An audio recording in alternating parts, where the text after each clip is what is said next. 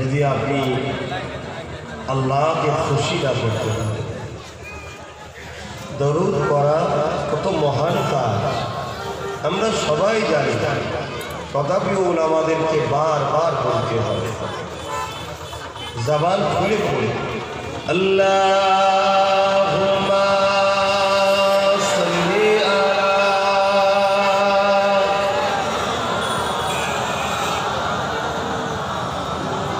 ওয়ালা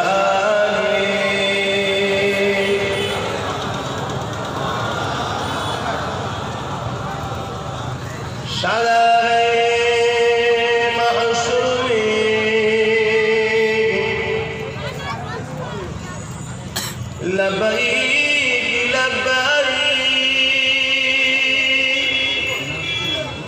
जहाँ उम्मतों ने पुकारा मोहम्मद शदाए महशर में लबैक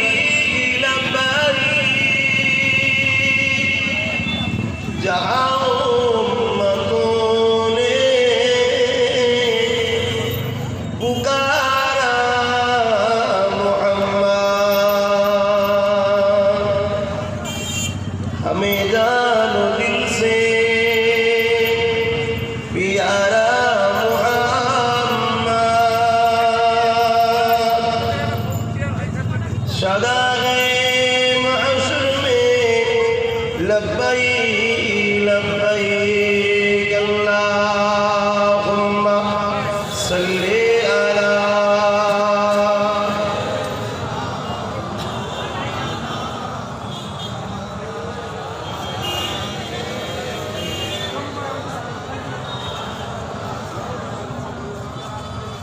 अपनी आँखों से देखा नहीं है उनकी तस्वीर सीने में मौजूद है, जिनकी खुशबू से महका इशारा जहां, ओ खुशबू नबी के पसीने में है।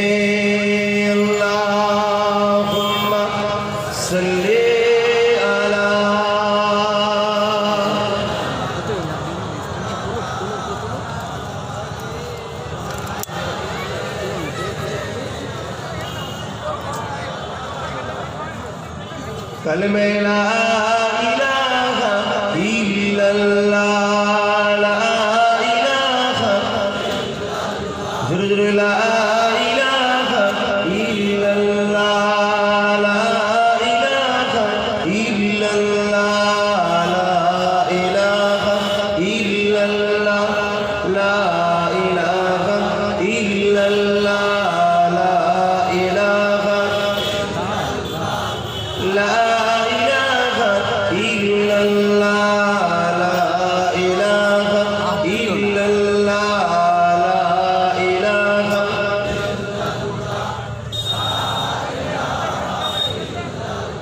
हस्बी रब्बी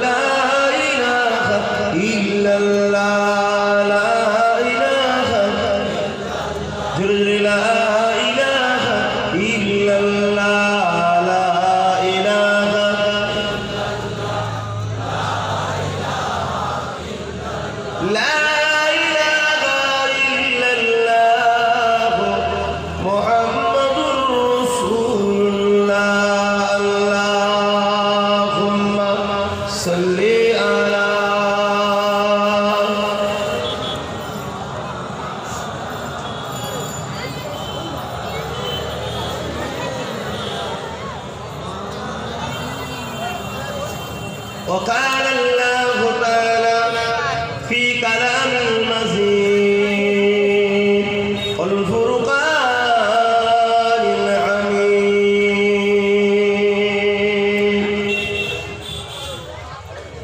لقد كان لكم في رسول الله أسوة حسنة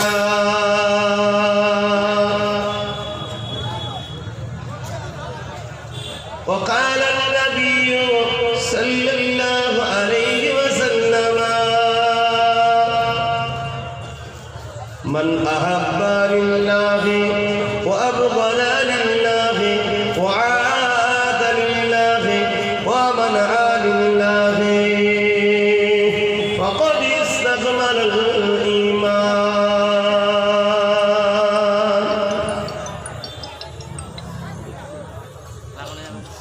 আমার আব্বা আমার ভাইরা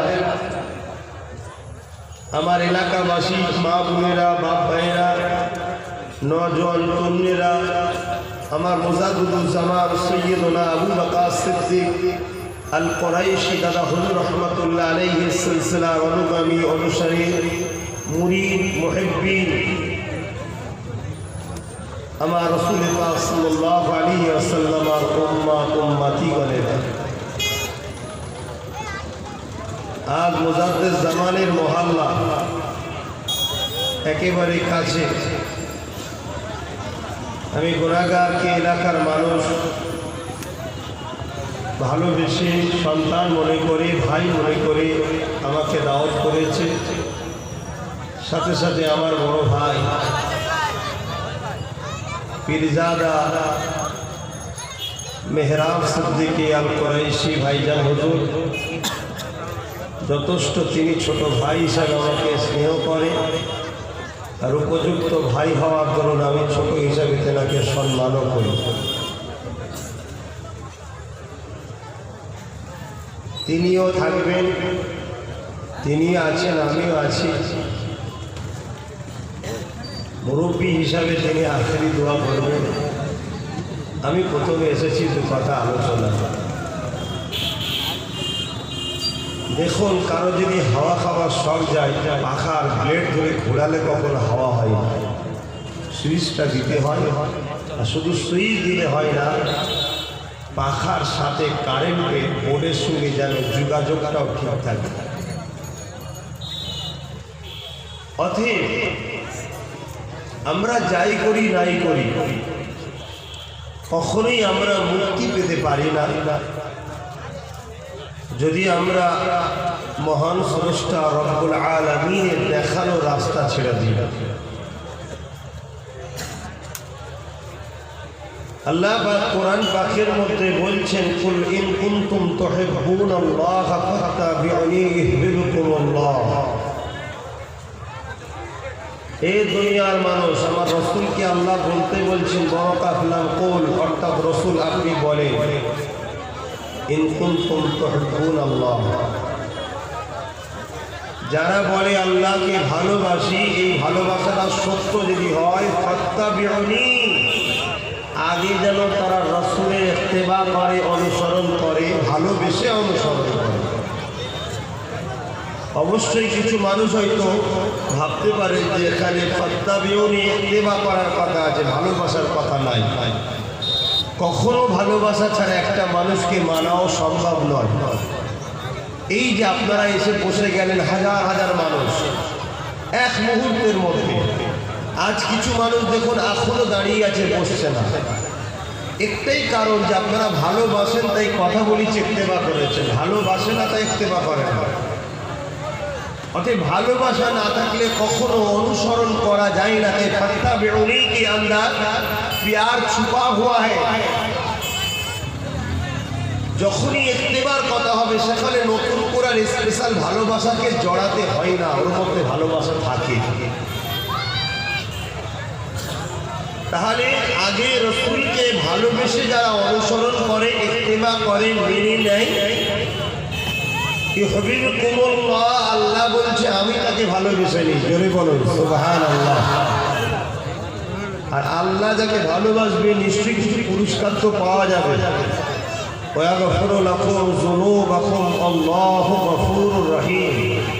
তারা আল্লাহকে রহমান রহিম পাবে। তারা যে জুলুম করেছে, অন্যায় করেছে, পাপ করেছে, নফসের উপরে ধোঁকা দিয়েছে, এই সমস্ত পাপকে আল্লাহ মাফ করে দেবে। জোরে বলুন সুবহানাল্লাহ। আমরা যাই করি, আমাদেরকে একটা কথা মাথায় রাখতে হবে, আমরা হযরত নবী মুহাম্মদ সাল্লাল্লাহু আলাইহি ওয়াসাল্লামকে ভুলে কোনো কাজ করব না, তবেই আমরা কামিয়াব হব। রাসূল যদি ভুলি, ক্ষণস্থায়ী আনন্দ মনে করলেও চিরস্থায়ী কষ্ট কিন্তু আমাদেরকে ঘিরে ধরবে। কেননা আমার আল্লাহ পাক আগেই বললাম, তোমরা নামাজ পড়বে, রাসূলকে দেখো, রোজা রাখবে, রাসূলকে দেখো, হজ করবে, রাসূলকে দেখো, যাকাত দেবে, রাসূলকে দেখো, ব্যবসা করবে, রাসূলকে দেখো, আত্মীয়তা করবে, রাসূলকে দেখো, পাড়া প্রতিবেশীর সঙ্গে মিশবে, রাসূলকে দেখো, বাপ মাকে ভালোবাসবে, রাসূলকে দেখো, সন্তানকে ভালোবাসবে, রাসূলকে দেখো, গায়ের মুসলমানের সঙ্গে মিশবে, রাসূলকে দেখো, দেশ চালাতে চাও, রাসূলকে দেখো, প্রধান হতে চাও, রাসূলকে দেখো, মন্ত্রী হতে চাও, রাসূলকে দেখো, নেতা হতে চাও, রাসূলকে দেখো, রাষ্ট্রনায়ক হতে চাও, রাসূলকে দেখো। এর বাইরে কোনো কাজ করাটাই শরীয়তে অবৈধ। রাসূল ছেড়ে কোনো কাজ হবে না। তাহলে আমার যখন রাসূলের মধ্যে সমস্ত ভালো গুণ আছে, তাহলে আমি অন্যজনের থেকে ধার নেব কেন? আমি কাউকে ছোট করতে এসিনি, কাউকে বড় করতে এসিনি, কিন্তু শত শেষ মেসেঞ্জার, শত শেষ নবী, শত শেষ রাসূল, শত শেষ পথ প্রদর্শক, শত শেষ পয়গম্বর হযরত প্রফেট মুহাম্মদ সাল্লাল্লাহু আলাইহি ওয়াসাল্লাম, তিনাকে আল্লাহ যেন কমপ্লিট যখন করে পাঠিয়েছে, কোনো ভালো কমতি রাসূলের মধ্যে নাই, এমন কোনো ভালো নাই, সমস্ত ভালো রাসূলের পাক সাল্লামের মধ্যে আছে। জোরে বলুন সুবহানাল্লাহ। আর নবী যে কোয়ালিটিটা দেখিয়েছে, ওর থেকে ভালো কোনো জিনিস হতেই পারে না। তাহলে আমরা সব কিছু যখন নেবো, কার থেকে নেবো ভাই? একটু সকলে চিৎকার দিয়ে বলুন, আর উচ্চ আওয়াজে বলুন, হাত তুলে বলুন, কার থেকে? চিৎকার দিয়ে বলুন, কার থেকে? এই কথাটা মনে থাকবে তো? এখান থেকে চলে যাওয়ার পরে ভুলে যাবেন না। আমরা কোনো বেঈমান, কাফের, মুশরিক, মুনাফিক, জাহান্নামী, বাতিল, জালিমদের থেকে আমরা কখনো কিছু নেব না। আজ বড় দুঃখ, ফুরফুরা শরীফ এমন একটা দরবার শরীফ, এই দরবার সর্বসময় মানুষকে মুক্তির রাস্তা দেখিয়েছে। বলুন আলহামদুলিল্লাহ। কিন্তু দুঃখের বিষয় কি জানেন? যে আজ আমার কম, বিশেষ করে পশ্চিম বাংলায় 100টা থাকলে তার মধ্যে 85% আজও ফুরফুরা শরীফ মুখী হয়ে আছে। কিন্তু দুঃখের বিষয়, আমরা দুনিয়া সম্বন্ধে সজাগ নয়, আমরা আখিরাতের সজাগ অনেকটা হয়েছি। নামাজ পড়তে হয়, রোজা রাখতে হয়, হজ করতে হয়, যাকাত দিতে হয়, কিন্তু দুনিয়া সম্বন্ধে আমরা সজাগ নয়। কিন্তু আল্লাহ কোরআনে বলছে, রব্বানা আতিনা ফিদ দুনিয়া হাসানা। প্রথমে দুনিয়ার ভালাইয়ের কথা, অর্থাৎ দুনিয়ার সজাগ, দুনিয়ার ভালাই, ওয়াফিল আখিরাতি হাসানা, তারপরে আখিরাতের ভালাই। অর্থাৎ দুনিয়ার মধ্য থেকেই তুমি আখিরাতকে পাবে, দুনিয়া ছেড়ে আখিরাত নয়। 3 সাহাবী এক জায়গায় বসে আলোচনা করছে যে আমি আজ থেকে আর কোনোদিন দিনের বেলা খাবো না, সারা বছর রোজা রাখবো। আর একজন বলছে আজ থেকে আমি কখনো ঘুমাবো না, নামাজের মধ্যে জিন্দেগি কাটাবো। আর একজন বলছে আমি বিবাহ করবো না, সংসারে জড়িয়ে গেলে আল্লাহর মায়া থেকে সরে যেতে পারি। রাসূল পাক সাল্লাল্লাহু আলাইহি ওয়াসাল্লামের কানে কথাটা গেল। আল্লাহ নবী বলছেন, তোমরা কি আলোচনা করছিলে? তিনারা খুশি মনে শোনাতে লাগলেন। ভাবলেন নবী হয়তো খুশি হবে, দুনিয়াদারি ছেড়ে দিচ্ছি। আল্লাহ রাসূল বলেছিলেন, মান তারাকা সুন্নতি ফালাইসা মিন্নি, যে আমার সুন্নতকে তরক করলো সে আমার কেউ নয়। শোনো সাহাবারা, তোমাদের নবী নামাজও পড়েছে, রোজাও রেখেছে, দিনের বেলা খেয়েছে, আবার রোজাও রেখেছে। তোমাদের নবী সংসারও করেছে, ব্যবসা করেছে, কারবারও করেছে। তোমাদের নবী দুনিয়ার মধ্যে দিই আখিরাতকে তালাশ করেছে। এটা হলো নবীর আদর্শ। জোরে বলুন সুবহানাল্লাহ। দুনিয়া দরকার, গাড়ি বাড়ি, টাকা পয়সা, ধন দৌলত, স্ত্রী, সংসার, ব্যবসা বাণিজ্য, কারবার, রাজনীতি, সমাজনীতি, অর্থনীতি সবটাই দরকার, কিন্তু রসুলকে বাদ দিয়ে নয়, জুলুমের মধ্যে নয়, অন্যায়ের মধ্যে নয়, অভদ্রপনা নয়, বদমাইশি নয়, চিটিংবাজি নয়, প্রতারণা নয়, ধোকা দেওয়া নয়, আমার পেটটা ভরে গেল মিটে গেল বাকি কারো দরকার নেই, এরকমটা নয়। কেন? ইসলাম এমন একটা ধর্ম যে ধর্মে সব থেকে উত্তম কাজ হলো গরিবকে খানা খাওয়ানো, ভুকাকে খানা খাওয়ানো। যদি বলুন সেই ধর্মে আমি গরিবকে খাওয়াবো, যে ধর্মে সেবাকে এত গুরুত্ব দেওয়া হয়েছে, আল্লাহ রাসূল বলছেন, কেউ যদি এতিমের মাথায় হাত বুলায় সে যেন আমি রাসূলুল্লাহ আমার মাথাতে হাত বুলালো। জোরে বলুন সুবহানাল্লাহ। কেউ যদি এতিমকে খাওয়ায়, কেউ যদি এতিমের পরনা কাপড় দেয়, কেউ যদি পিপাসিত ব্যক্তির পিপাসা মিটায়, আমার রাসূল বলল সে যেন আমায় খাওয়ালো, আমায় পড়ালো, আমি নবী তাকে আবে কাউসারের পানি পান করাবো। জোরে বলুন সুবহানাল্লাহ। হাতে করে ধরে পান করিয়ে দেওয়া আর পান করানোর ব্যবস্থা করিয়ে দেওয়া, উভয়টাই কিন্তু ওই অসহায় মানুষটার জন্য কাজে লাগবে, ঠিক না বেটা? অতএব ইসলামে সব আছে, কিন্তু কাজটা আমার রাসূল পাক সাল্লাল্লাহু আলাইহি ওয়াসাল্লামের অনুসরণ করে করতে হবে। আজকে সমাজে যে দুরবস্থা, আজকে সমাজে মায়েদের মর্যাদা নেই। ১৫০০ বছর আগে নবী আসার আগে ছিল না। কি করে নবী সেদিন এসে মায়েদের মর্যাদা দিল, আমাদেরকে ফলো করতে হবে। আজ সমাজে নারীদের ইজ্জত নেই, ডেলি ডিভোর্স হচ্ছে, হত্যা হচ্ছে, পুড়িয়ে দেওয়া হচ্ছে, রেপ করা হচ্ছে। ১৫০০ বছর আগে এর থেকেও বড় অন্ধকার ছিল। কি করে দয়ার নবী সেই সময়ে মাত্র 23টা বছরে এই নারীগুলোকে এমন মুক্তি দিল যে আজও যার মধ্যে রাসূল আছে তার ঘরে মেয়ে হলে মা বলে আদর করে। জোরে বলুন সুবহানাল্লাহ। আমাদের ঘরে দুনিয়া দুর্নীতি মুক্ত সমাজ গড়তে হবে, এটা রাসূলেরই আদর্শ। আল্লাহ রাসূল দুটো কাজ করতে এসেছিলেন, ন্যায়কে প্রতিষ্ঠিত করা, অন্যায়কে মিটিয়ে দেওয়া।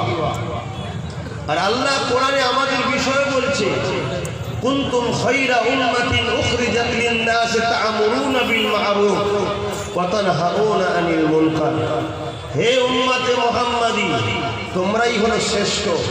কি জন্য শ্রেষ্ঠ সেটাও তো জানতে হবে। তোমাদের কাজ আছে, কি কাজ? ন্যায়কে প্রতিষ্ঠিত করা, অন্যায় থেকে দূরে থাকা বা দূরে রাখা, এটা তোমাদের কাজ।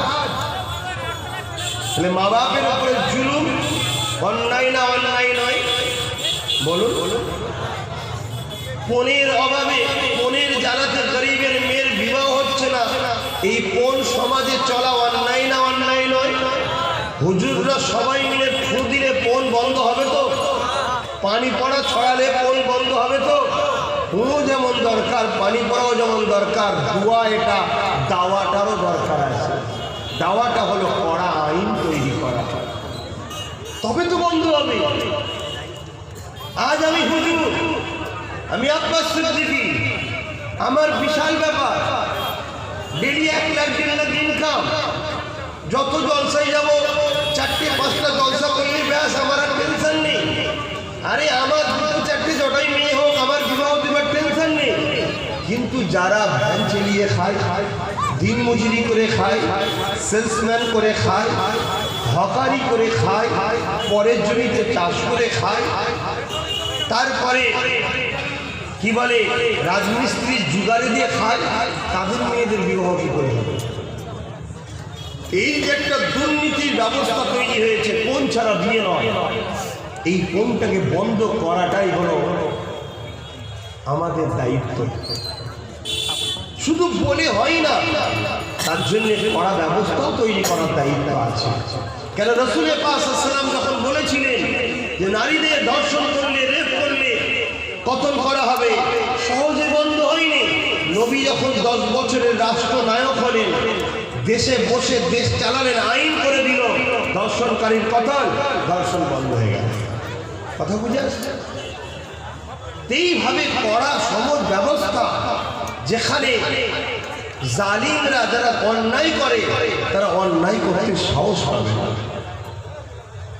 আল্লাহ নবী দিন দুনিয়ার বাদশাহ হাবিবুল্লাহ এই দুর্নীতি মুক্ত সমাজকে গড়তে গিয়ে, সমাজকে দুর্নীতি মুক্ত করতে গিয়ে, ন্যায় সমাজ করতে গিয়ে আল্লাহ নবী কি সহজে পেরেছিল?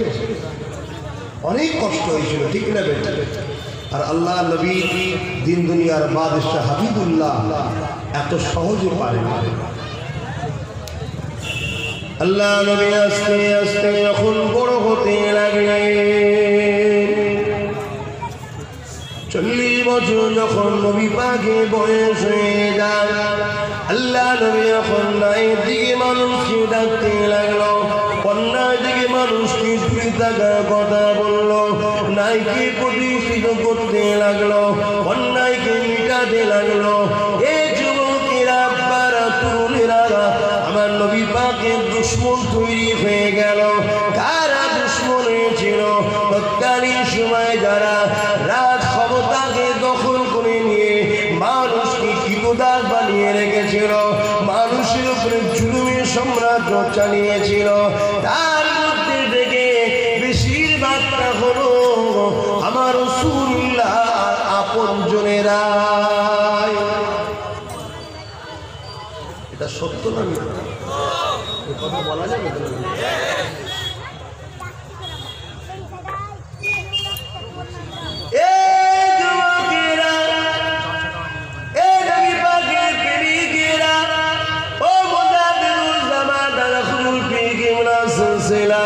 অনুসারী অনুগামী মুহিব্বিন মুরিদের সন্তানেরা, ছেলেরা, বাবারা, শরীকেরা, আল্লাহ নবী নাকে এত সহজে প্রতিষ্ঠিত করতে পারেন।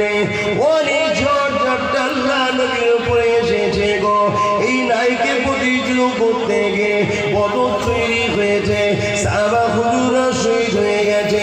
এই নাইকে প্রতিষ্ঠিত করতে গিয়ে উহুদের জমিনে আমার নবী পাকে ডান্ডা মোবারক শহীদ হয়ে গেছে।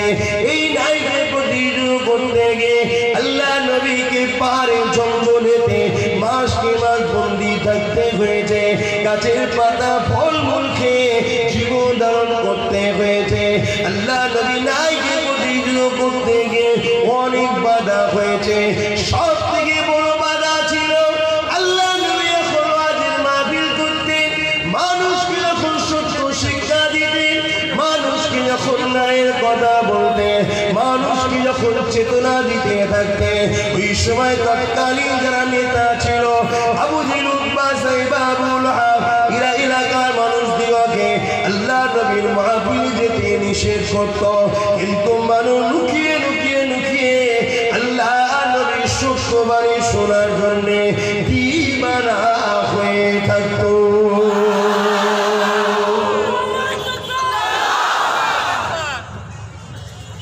যখন জানতে পেরে যেত আবু জেহেল, উতবা, সাইবা, তখন সেই ব্যক্তিগুলোকে মারত, তাদের ঘর থেকে তাড়িয়ে দিত, তাদের উপরে জুলুম করত, গরম বালিতে শুইয়ে দিয়ে তাদের বুকে ভারী পাথর চাপিয়ে দিত। আজ বড় দুঃখের সাথে বলি, 2019-20 সালে আবার সেই ঘটনা চলছে। যার যদি কেউ ওয়াজের মাহফিলে যায়, টিএমসি পার্টির কিছু দুষ্কৃতীরা তারা ওই ছেলেগুলোকে ধরে ধরে মারছে, ঠিক না বেশি? টিএমসি পার্টির নেতাগুলো আবু জেহেলের মতো কাজ করছে না, করে না? আপনারা আবু জেহেলের দিকে না নবীর দিকে? তাহলে এই পার্টি থেকে মুখ ঘুরিয়ে দিতে হবে যে ইরানা সুধরে যায়। কেন আমার ইসলামকে কেউ মিটাতে চাইবে, কখনো মেনে নেওয়া যাবে না। ঠিক না? কে কার মাহফিলে যাবে, কার মাহফিলে লোক বেশি হচ্ছে, কার মাহফিলে লোক কম হচ্ছে, এ তো আল্লাহ পাকের কুদরতি ক্ষমতার ব্যাপার। এতে কারো বুক ফাটলে তো কিছু করার নেই।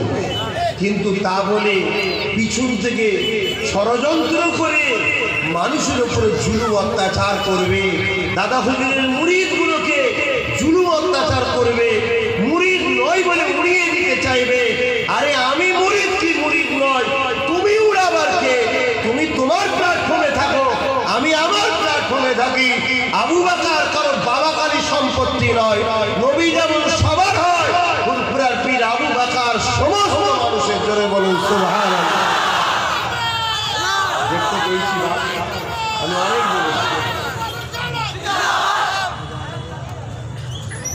কথা বুঝে আসছে। সেই জুলুম আজও শুরু হয়েছে, সেই অত্যাচার আজও শুরু হয়েছে। এতে ঘাবড়াবার কিছু নেই। এ তো ভালো লক্ষণ মনে করতে পারি যে আমরা ঘুমিয়েছিলাম, আজ আমরা জাগতে হবে। জোরে সর্বনাশ। আজ আস্তে আস্তে আস্তে আস্তে রাজ ক্ষমতা দিয়ে মসজিদে ঢুকলে বলছে কেস হবে, মসজিদের ইমামের নামে মুয়াজ্জিনের নামে কেস হচ্ছে। আজ আস্তে আস্তে দেখা যাচ্ছে মাহফিলে গেলে কেস হবে, মারছি। আজ আস্তে আস্তে দেখা যাচ্ছে ইমামদের ঘরে বলা হচ্ছে, এই মেম্বারে দাঁড়িয়ে আব্বাস সিদ্দিকীর বিরুদ্ধে বলবে, কেন ২৫০০ টাকা আমরা দিই। শুনছেন না? এতে একদিকে যেমন ইসলাম বিরোধী, অপরদিকে আমার দেশের গণতন্ত্রকে ধ্বংসের কারণ। এই অন্যায়কে মুক্ত করে শান্তি সমাজ গড়ার নাম ইসলাম। কথা বুঝে আসছে? যদি আমার কোন কথা ইসলাম বিরোধী হয়, যারা ইসলামের স্কলার আছেন, যারা ইসলামের জ্ঞানী পণ্ডিত মানুষ আছে, আসুন না আমার বিরুদ্ধে ইসলামের অবমাননার জন্য মানহানির কেস করুন না। চলুন না কোর্টে যাই, দেখি আপনি কোন ইসলাম বোঝেন, আমি কোন ইসলাম বুঝি, সেখানে বোঝাপড়া হবে। কিন্তু নিরীহ মানুষগুলোকে কেন জ্বালাচ্ছে? আয় আপনারা একটুখানি বোঝার চেষ্টা করুন। এই বাঁদিকটাতে চলে আসেন না, এই বাঁদিকটাতে না, আপনাদের জন্য গাড়িতে হরেন দিচ্ছে, আমার অনেক ডিস্টার্ব হবে। একটু শুনুন কথা।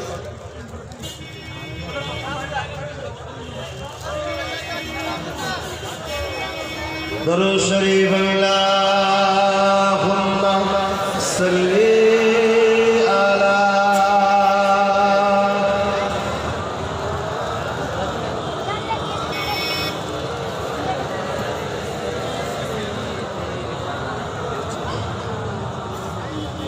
মুসলমানের ছেলেমেয়েরা, তরুণেরা, এ নবী পাকের প্রেমিকেরা, আল্লাহ নবী দুনিয়া বাসাবিউল্লাহ জনাবে মুহাম্মদ রাসূলুল্লাহ নবী আমার হজ করতে লাগে। বাবারা, মা বাপকে কষ্ট দিও না। আজ আমি বলতে লেগেছি, মা বাপকে কষ্ট দিও না। নবী আমার হজ করতে লাগলে বাবা গরিবের হককে মেরে নিও না। আজ আমি বলতে লেগেছি, আমফানের দুর্নীতি করো না।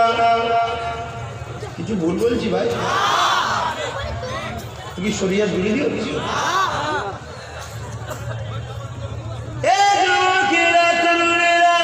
আল্লাহ নবী বলেছিলেন গরিবের হককে মেরে খেও না। আজ আমি বলতে লেগেছি, অকাল সম্পত্তির হক গরিব ছেলেদের পড়াশোনার জন্য মেরে খেও না গো। এ দুনিয়া মানুষেরা জন্য আল্লাহ নবী দুনিয়া বাসাবিউল্লাহ ১,০০০ বছর আগে জানিয়ে দিয়েছিল, নারীগুলোকে জেন্ত পুড়ে দিও না, তাদেরকে হত্যা করে দিও না। আজ আমি বলতে লেগেছি, এ আমার ভারতের যুবকেরা, আজ আমার দেশের নারীগুলোকে অত্যাচার করা হচ্ছে, তাদেরকে হত্যা করে দেওয়া হচ্ছে, তাদেরকে বেহুসুদি করা হচ্ছে। আল্লাহ নবী ১,০০০ বছর আগে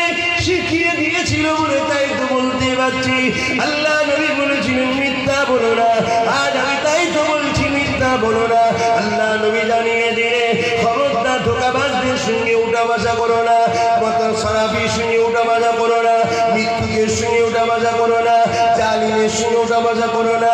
জুলুম করা, জালিমকে সাপোর্ট করা একই পাপ হবে। মিথ্যা কথা বলা, মিথ্যাকারীকে সাপোর্ট করা একই অন্যায় হবে। খুন করা, খুনিকে সাপোর্ট করা একই অন্যায় হবে। এই যুবকেরা, তরুণেরা, তাই তো আমি বলতে লেগেছি যে আমার ফুরফুরা শরীফকে নিয়ে এই বাংলার বুকে মিথ্যা কথা বলা চলছে। ফুরফুরাই নাকি হয়েছে হয়েছে হয়েছে। এই মৃত্যুদের সঙ্গে কখনো মুমিনরা থাকতে পারে না, মুমিনরা থাকতে পারে না। এই শিক্ষা দেওয়াটা এটা তো কুরআন সুন্নাহরই কাজ।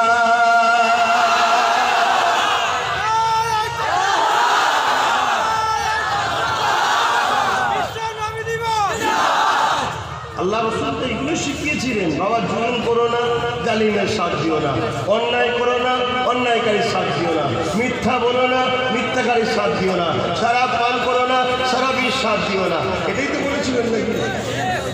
তাহলে আজকে বলুন, ফুরফুরা শরীফের এলাকার মানুষ, আমার মুজাদ্দেদ জামানের রুহানি সন্তান আপনারা, আমি আজ জানতে চাই এই ফুরফুরা শরীফে কোটি কোটি মানুষ আছে। এই ফুরফুরা শরীফে হসপিটালটার অবস্থা ভালো না খারাপ? এলাকার মানুষ বলুন, ভালো না খারাপ? দেখুন হসপিটালটা ভুলে চলে যাচ্ছে। আরে যে আবু বকরের দরবারকে দেখিয়ে, যে ফুরফুরা তাবিজ দেখিয়ে, যে ফুরফুরার পৃষ্ঠাদের সাথে নিয়ে ভক্ত মুরিদদের ভোটটাকে লুটলেন, সেই ফুরফুরা শরীফে মুজাদ্দিদুল জামান সৈয়দুনা আবু বকর সিদ্দিক আল কুরাইশির স্বপ্ন ছিল এই ফুরফুরা শরীফে হসপিটাল হবে। হযরত কাইয়ুমুজ জামান বড় হুজুর পীর কিবলা পীর আবু বকর মেমোরিয়াল হসপিটাল তৈরি।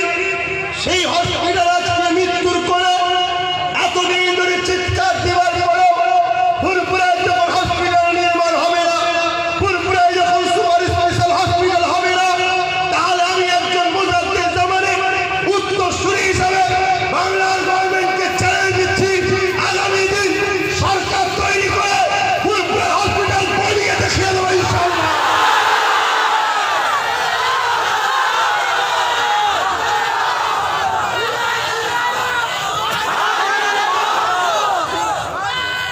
আমরা বাড়ি চাইনি, আমি আপনার সিদ্দিকী গাড়ি চাইনি, আমি আপনার সিদ্দিকী নিজের ব্যাংক ব্যালেন্স চাইনি। আমি চাইছি স্বাধীনতা সংগ্রামীর নামে ফুরফুরা শরীফের বিশ্ববিদ্যালয়। হিন্দু ভাইয়েরা পড়বে, দরিদ্ররা পড়বে, আদিবাসীরা পড়বে, মতুয়ারা পড়বে, সমস্ত ধর্মের মানুষ পড়বে। ফুরফুরা শরীফ হাজার হাজার বছর ধরে একটা মিলবন্ধনের ঐতিহ্য ফুরফুরা শরীফে রয়েছে। ফুরফুরা শরীফে যেমন মুসলমানদের ভালোবাসার জায়গা, ফুরফুরা শরীফে হিন্দু ভাইয়েরাও আছে, দলিত মতুয়া আদিবাসী সমস্ত সম্প্রদায়ের মানুষ ফুরফুরা এসে ভালোবাসা পায়। এই পবিত্র দরবার শরীফে সৈয়দুনা স্বাধীনতা সংগ্রামী ফ্রিডম ফাইটার পীর আবু বকর সিদ্দিকীর নামে যদি একটা বিশ্ববিদ্যালয় থাকতো, এখান থেকে পড়াশোনা করে আমেরিকায় চাকরি করবে, লন্ডনে চাকরি করবে, ব্রিটেনে চাকরি করবে, সারা ওয়ার্ল্ডে চাকরি করবে। কোথা থেকে পড়াশোনা করেছো? পীর আবু বকর সিদ্দিকী বিশ্ববিদ্যালয় থেকে। কিন্তু এই ফাটা কবলেদের বুঝাবে যে মোল্লার নামে বিশ্ববিদ্যালয় হবে, মুজাদ্দিদের নামে বিশ্ববিদ্যালয় হবে, পীর সাহেবের নামে বিশ্ববিদ্যালয় হবে। এই বেঈমানেরা কখনো চাই না, তাই আত্মারা দিতে চাই না। এখনো যখন পুরা দিবি না, আমি আব্বাস সিদ্দিকী আমার ভালোবাসার মানুষদের নিয়ে, আমার মুসলিম ভাই, আমার দলিত ভাই, আমার আদিবাসী ভাই, আমার মতুয়া সম্প্রদায়ের ভাই, আমার প্রিয় বাংলা ভাষাভাষী প্রতিটা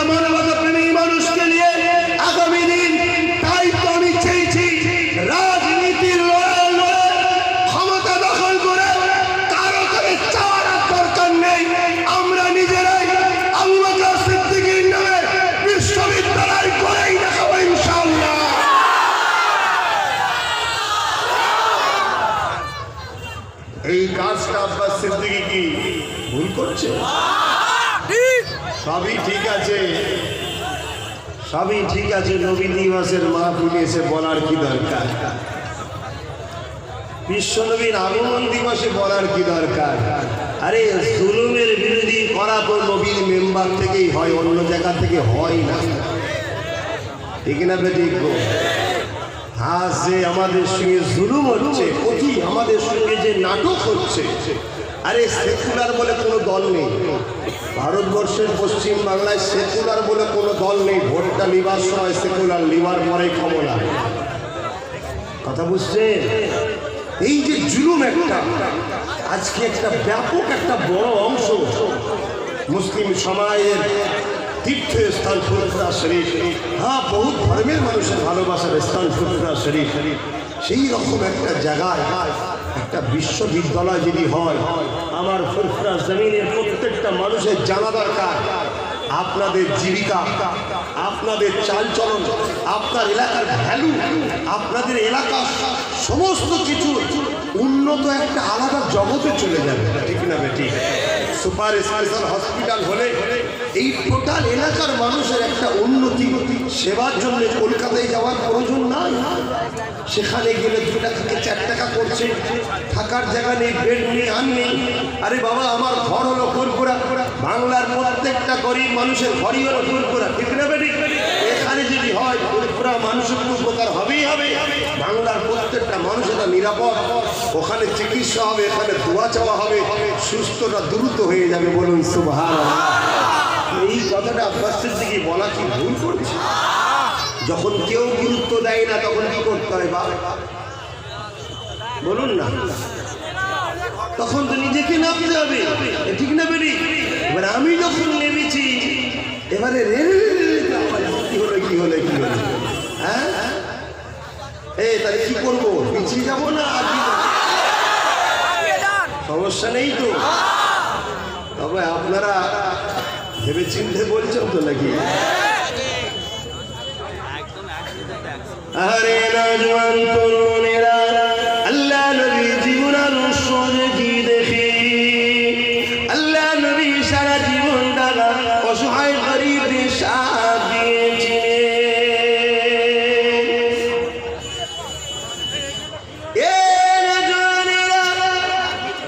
আল্লাহ নবীর জীবনে এমনও কোনোদিন যায়নি আল্লাহ নবী দুবেলা পেট ভরে খেয়েছে, আল্লাহ নবী দাদা বিয়ে খুঁড়ে এমন দিন যায়নি উম্মাদ উম্মাদি চিন্তা করে কাঁদেনে। এই যুবকেরা, তরুণেরা, বাবেরা, সেই নবী পাককে অনুসরণ করো। সেই নবী পাক যে বলেছে মিথ্যার সাথে দেবো না, সেই নবী পাককে ভালোবাসো। তিনি সারা জীবনটা তোমার আমার জন্য দুনিয়াবি জীবন কেঁদেছে, আজ মদিনার জমিনে তোমার আমার জন্য কাঁদতেছে।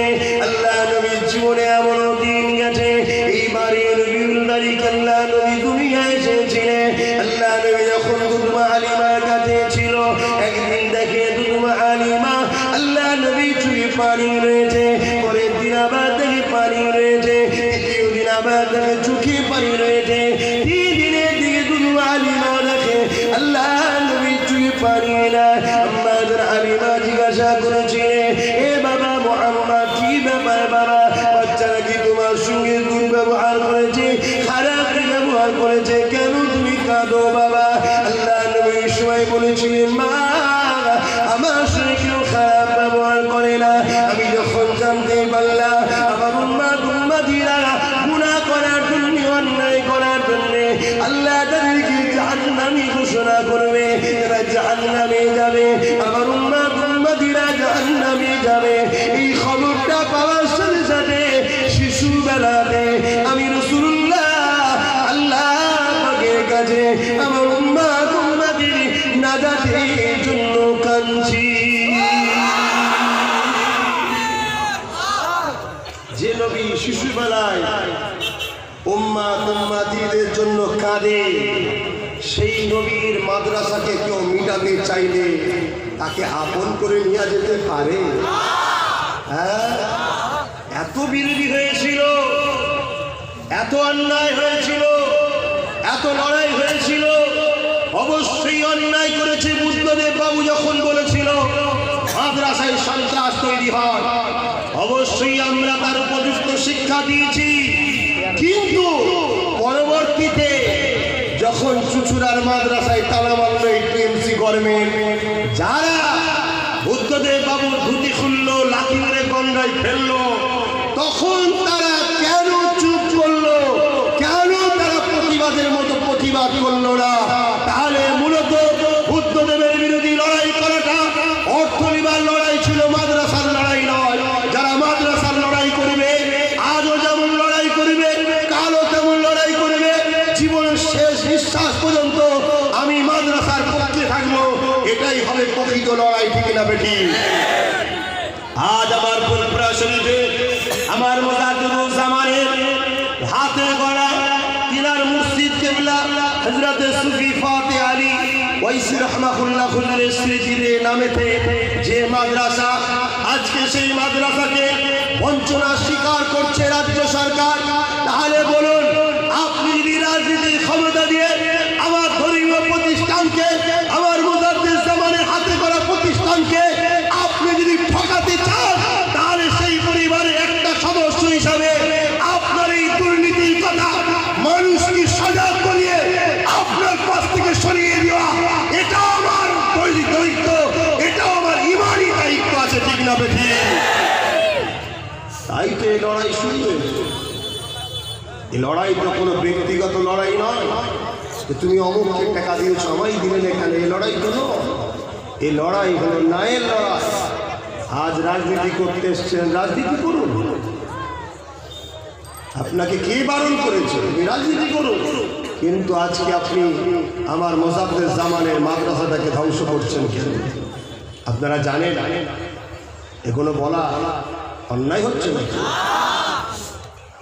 আপনার নায়েতে হায়েতে শুনতে হয়, শুনে নিলাম, এতে আমার কিছু যায় আসে না।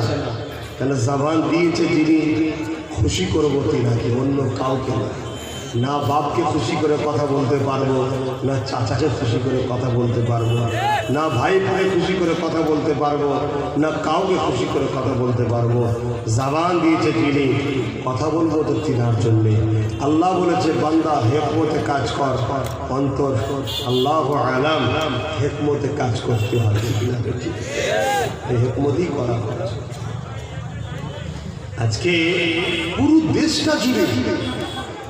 দেশটা জুড়ে একটা চক্রান্ত 2021-এ ইসলাম ও ইসাইকে মিটিয়ে দেবে। আপনারা নিশ্চয়ই শুনেছেন না, বিজেপির একটা নেতা বলেছে জানেন না? তো সেই জায়গায় তারা ইসলাম ও ইসাইকে মিটাবে কি জোর দিয়ে? ভাই বলুন না, কিসের জোরে?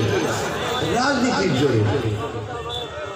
তারা যদি রাজনীতির জোরে ইসলাম ও ইসাইকে মেটাতে চায়, তাহলে আমি যদি ইসলামকে বাঁচাতে চাই, কি জোর দরকার? ভাই কথা বলে ঢুকলো। এই যে ওই যে পাগল রাজ ক্ষমতার জোরেই তো বললো যে মসজিদের আজান মাইকে চলবে না, বলেছে না? বলেন। আজকে ওর বিরোধিতা কোন মুসলিম এমপি, মুসলিম কোন নেতা করেছে? মুফতির ফতোয়া মুফতি কাটলে মানায়। আজকে আমার মসজিদে আজান হবে, মাইকে ওর বিরোধী করছে, ওর কিছু করতে পারছে না, অথচ ও একটা সংবিধান বিরোধী কথা বললো, দেশের গণতন্ত্রের বিরুদ্ধে। ওর হওয়া দরকার শাস্তি। ওর শাস্তি হলো না যে বাংলার পরিবেশকে আপনি নষ্ট করছেন কেন? এটা তো বাংলার অভিবাসীকার দায়িত্ব, বাংলা সিএম এর দায়িত্ব, তিনার বাংলাকে ঠান্ডা রাখা। বারবার দিলীপ ঘোষ পাগলের মতো বুকে যাচ্ছে, কাকে লাঠি মেরে তাড়াবো, রিসেন্ট বলেছে 50,000 তাড়াবো।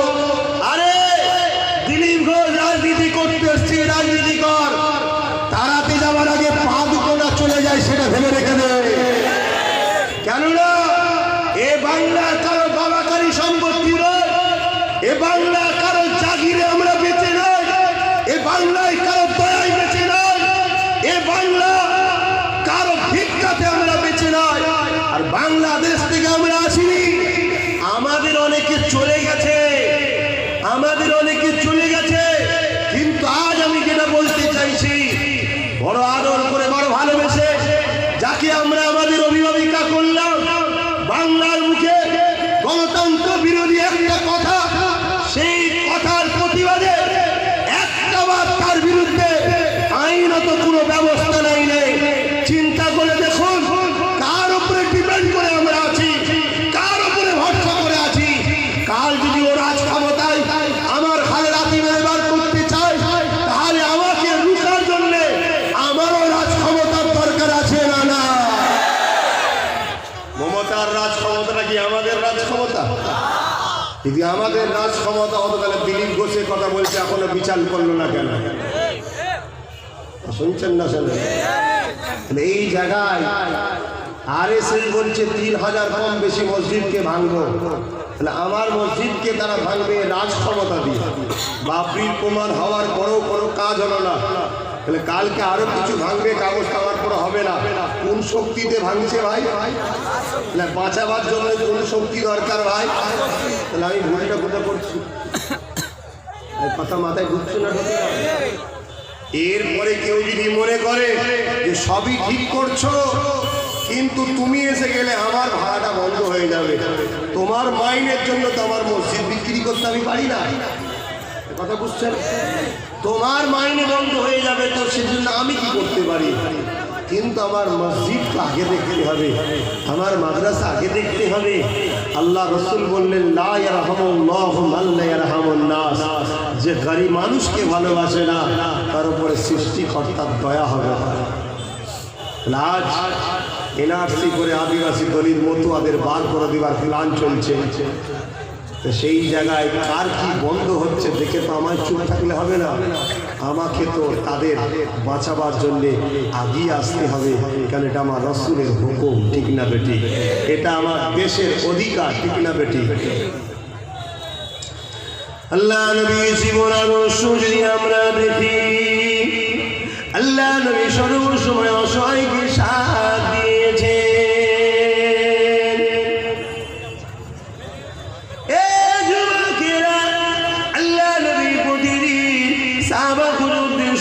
কথা বলার আগে নবী আমার এমন করে বাচ্চাদের সঙ্গে আগে কথা বলে নিত, বাচ্চাগুলোর খোঁজ খবর নিত। একটা দিন আল্লাহ নবী এমন করে সাহাবাদের কাছে বলেছে কথা বলবে বলে, হঠাৎ করে দেখা যায় আল্লাহ নবী ওই বাচ্চাদের মধ্যে থেকে একটা বাচ্চাকে দেখতে পায় না, যে বাচ্চা নাকি তার বাবা আগুনের পূজারী ছিল, মুজুসি ছিল, উপাসক ছিল। ওই বাচ্চাকে দেখতে না পেয়ে আল্লাহ নবী দুনিয়া বাসাবিউল্লাহ সাহাবা হুজুরকে বলে উঠলে, এ বাবা সাহাবারা, অমুকের বাচ্চাটা আমার দরবারে কেন আসে না? আল্লাহ নবী সাহাবা হুজুররা বললে, ইয়া রাসূলুল্লাহ হাবিবাল্লাহ, এত বিশাল দায়িত্ব নিবার পরে তার একটা বাচ্চা আসে না, এই কষ্ট আপনি নিতে রেখেছে।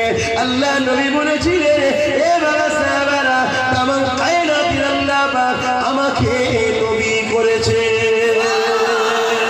এ দুনিয়ার মানুষেরা, এ নওজোয়ান তরুণেরা, আব্বারা, আল্লাহ নবী সাহাবাদেরকে বললে, এ বাবা সাহাবারা, ওই বাচ্চা বাপটা ওই বাচ্চারা খোঁজ নাও। সাহাবা হুজুররা বলতে লাগলেন, ইয়া রাসূলুল্লাহ হাবিবাল্লাহ, ওই বাচ্চার আব্বা তো আপনার জানের দুশমন, কেন আপনি তাওহীদের দাওয়াত দিয়েছেন, ওর আব্বা তো উপাসক, সর্বসময় তরবারি ধার দেয়, ওর আব্বা তো মুজিবুল মাসাইবার দিকে। ইয়া রাসূলুল্লাহ হাবিবাল্লাহ, আপনি তার বাচ্চারা তো খুন দিয়েছেন কেন? আল্লাহ নবী কি বলেছিলেন, এ বাবা সাহাবারা, ওর বাপ আমার দুশমন হতে পারে, আমি রাসূলুল্লাহ ওর বাপের জন্য নবী।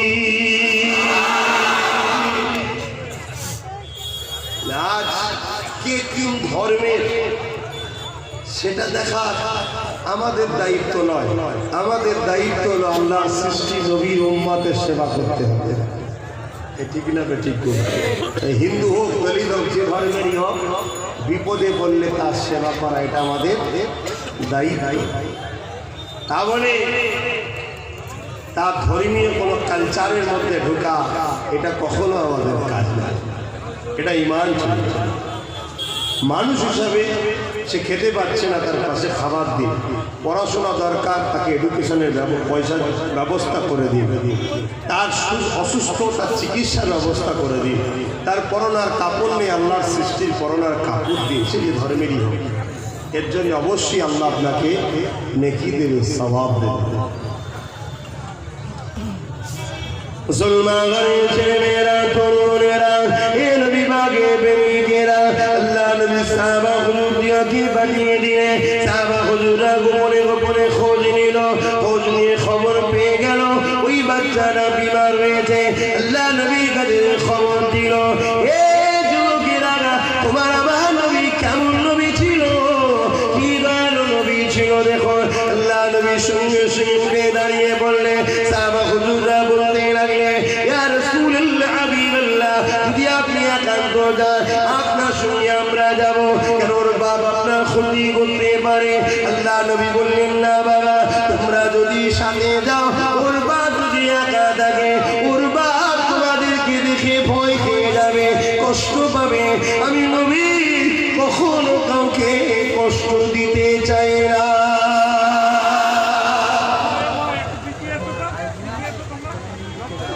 অগ্নি উপাসক, গায়ের মুসলমান, তাকেও রসুল কষ্ট দিতে চাই না। শুনছেন? শুনছেন? আর আমি মুসলিম হয়ে নেতা হয়েছি, প্রধান হয়েছি, এমএলএ হয়েছি, সমস্ত গরিবের সম্পদ ঝেড়ে ঝেড়ে খাচ্ছি, অর্থ বলছেন এই মুসলমান। হ্যাঁ, এর জন্য আমার ইসলামের বদনাম হবে না? হবে না? কি সমস্যা হচ্ছে বলেন তো? কি গো, সংক্ষেপ করবো না দু কথা বলবো? ভাই ভাই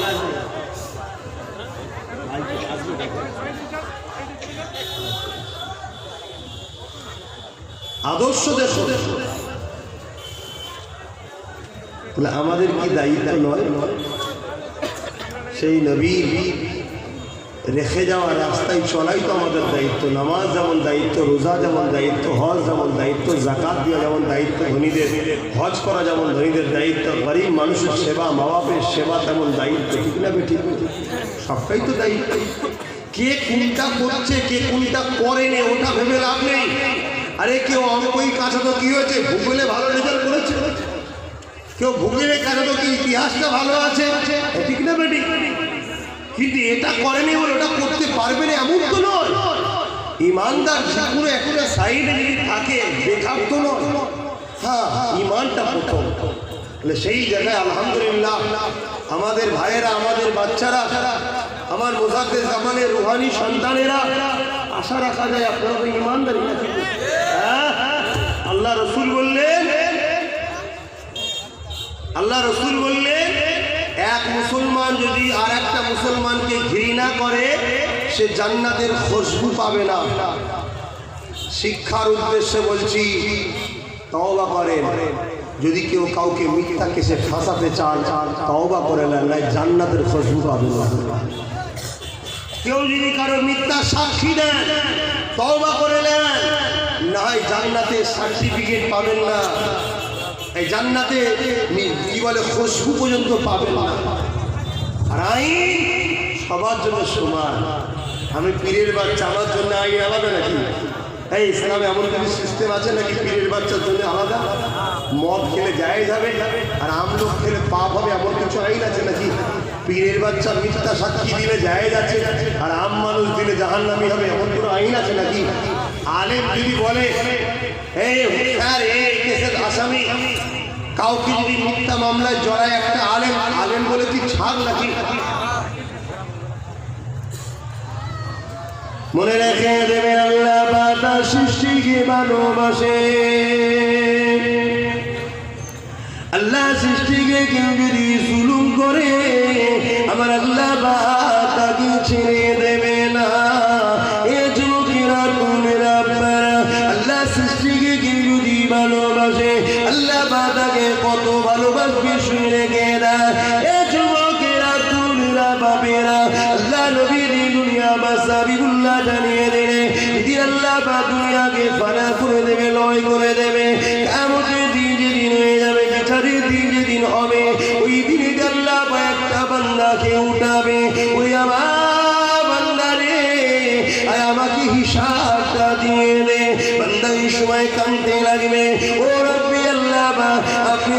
হিসাবটা নেবেন না, আপনি আমাকে গোপনে গোপনে জাহান্নামে দিয়ে দেন।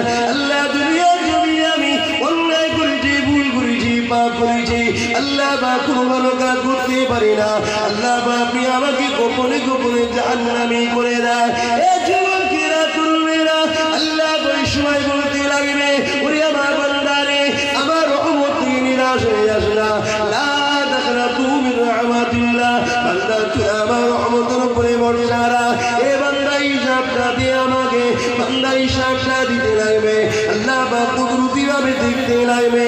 বান্দার আমলনামায় গুনাহ গুনাহ গুনাহ অন্যায় অন্যায় ভুল পাপে ভর্তি, এইভাবে দেখতে দেখতে দেখা যাবে কোনো একটা জায়গাতে সামান্যটুকু একটা ভালো কাজ পাওয়া গেছে, যে ভালো কাজটা এমন একটা ভালো কাজ ছিল যেটা আমার আল্লাহ পাকে পছন্দ হয়ে যায়।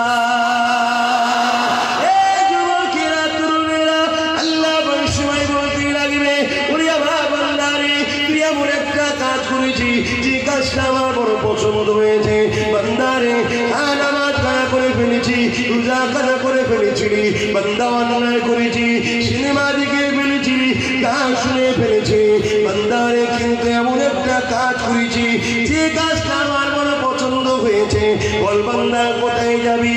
বান্দা ওই সময় বলতে লাগবে, ও রব্বি আল্লাহ পাক, আপনার দয়ার বিনিময়ে জান্নাতে যেতে চায়। আমার আল্লাহ পাক বান্দার জীবনের সমস্ত গুনাহকে চেপে দিয়ে আমার আল্লাহ পাক ওই বান্দাকে জান্নাতি বানিয়ে দেবে। এই যুবকেরা তরুণেরা বাপেরা, ওই বান্দা কি এমন ভালো কাজ ছিল যে কাজটা আল্লাহ পাকের বড় পছন্দ হয়েছিল? ওই ভালো কাজ হলো এটাই যে বান্দা একদিন গরমের সময় রৌদ্রতে যেতে লেগেছে, ওই সময় দেখতে লেগেছে রাস্তা ধারে একটা বকরি বাঁধা রয়েছে, একটা পশু বাঁধা রয়েছে, ছাগল বাঁধা রয়েছে, যে কিনা গরমের চলেতে জিভটা বাইরে গেছে, রৌদ্র থেকে সরে যাবে ব্যবস্থা নাই, কারণ গড়িটা তার বাঁধা ছিল। বান্দার মনে দয়া হয়েছে, ওই পশুটাকে ছায়া ছেড়ে দিয়ে তাকে পানি পান করিয়েছিল। আমার আল্লাহ বলতে লেগেছে, ওরে আমার বান্দারে, আমাকে আর রহমত নিয়ে যদি আমার সৃষ্টির উপরে দয়া দেখাতে পারে, আমি আল্লাহ দয়ার মালিক, পুরোপুরি কেন দয়া দেখাতে পারি না? বান্দারে, পুরো গুনাহকে আমি আল্লাহ চেপে দিয়ে আমার দয়ার বিনিময়ে আমি আল্লাহ তোকে জান্নাতি বানিয়ে দিলাম।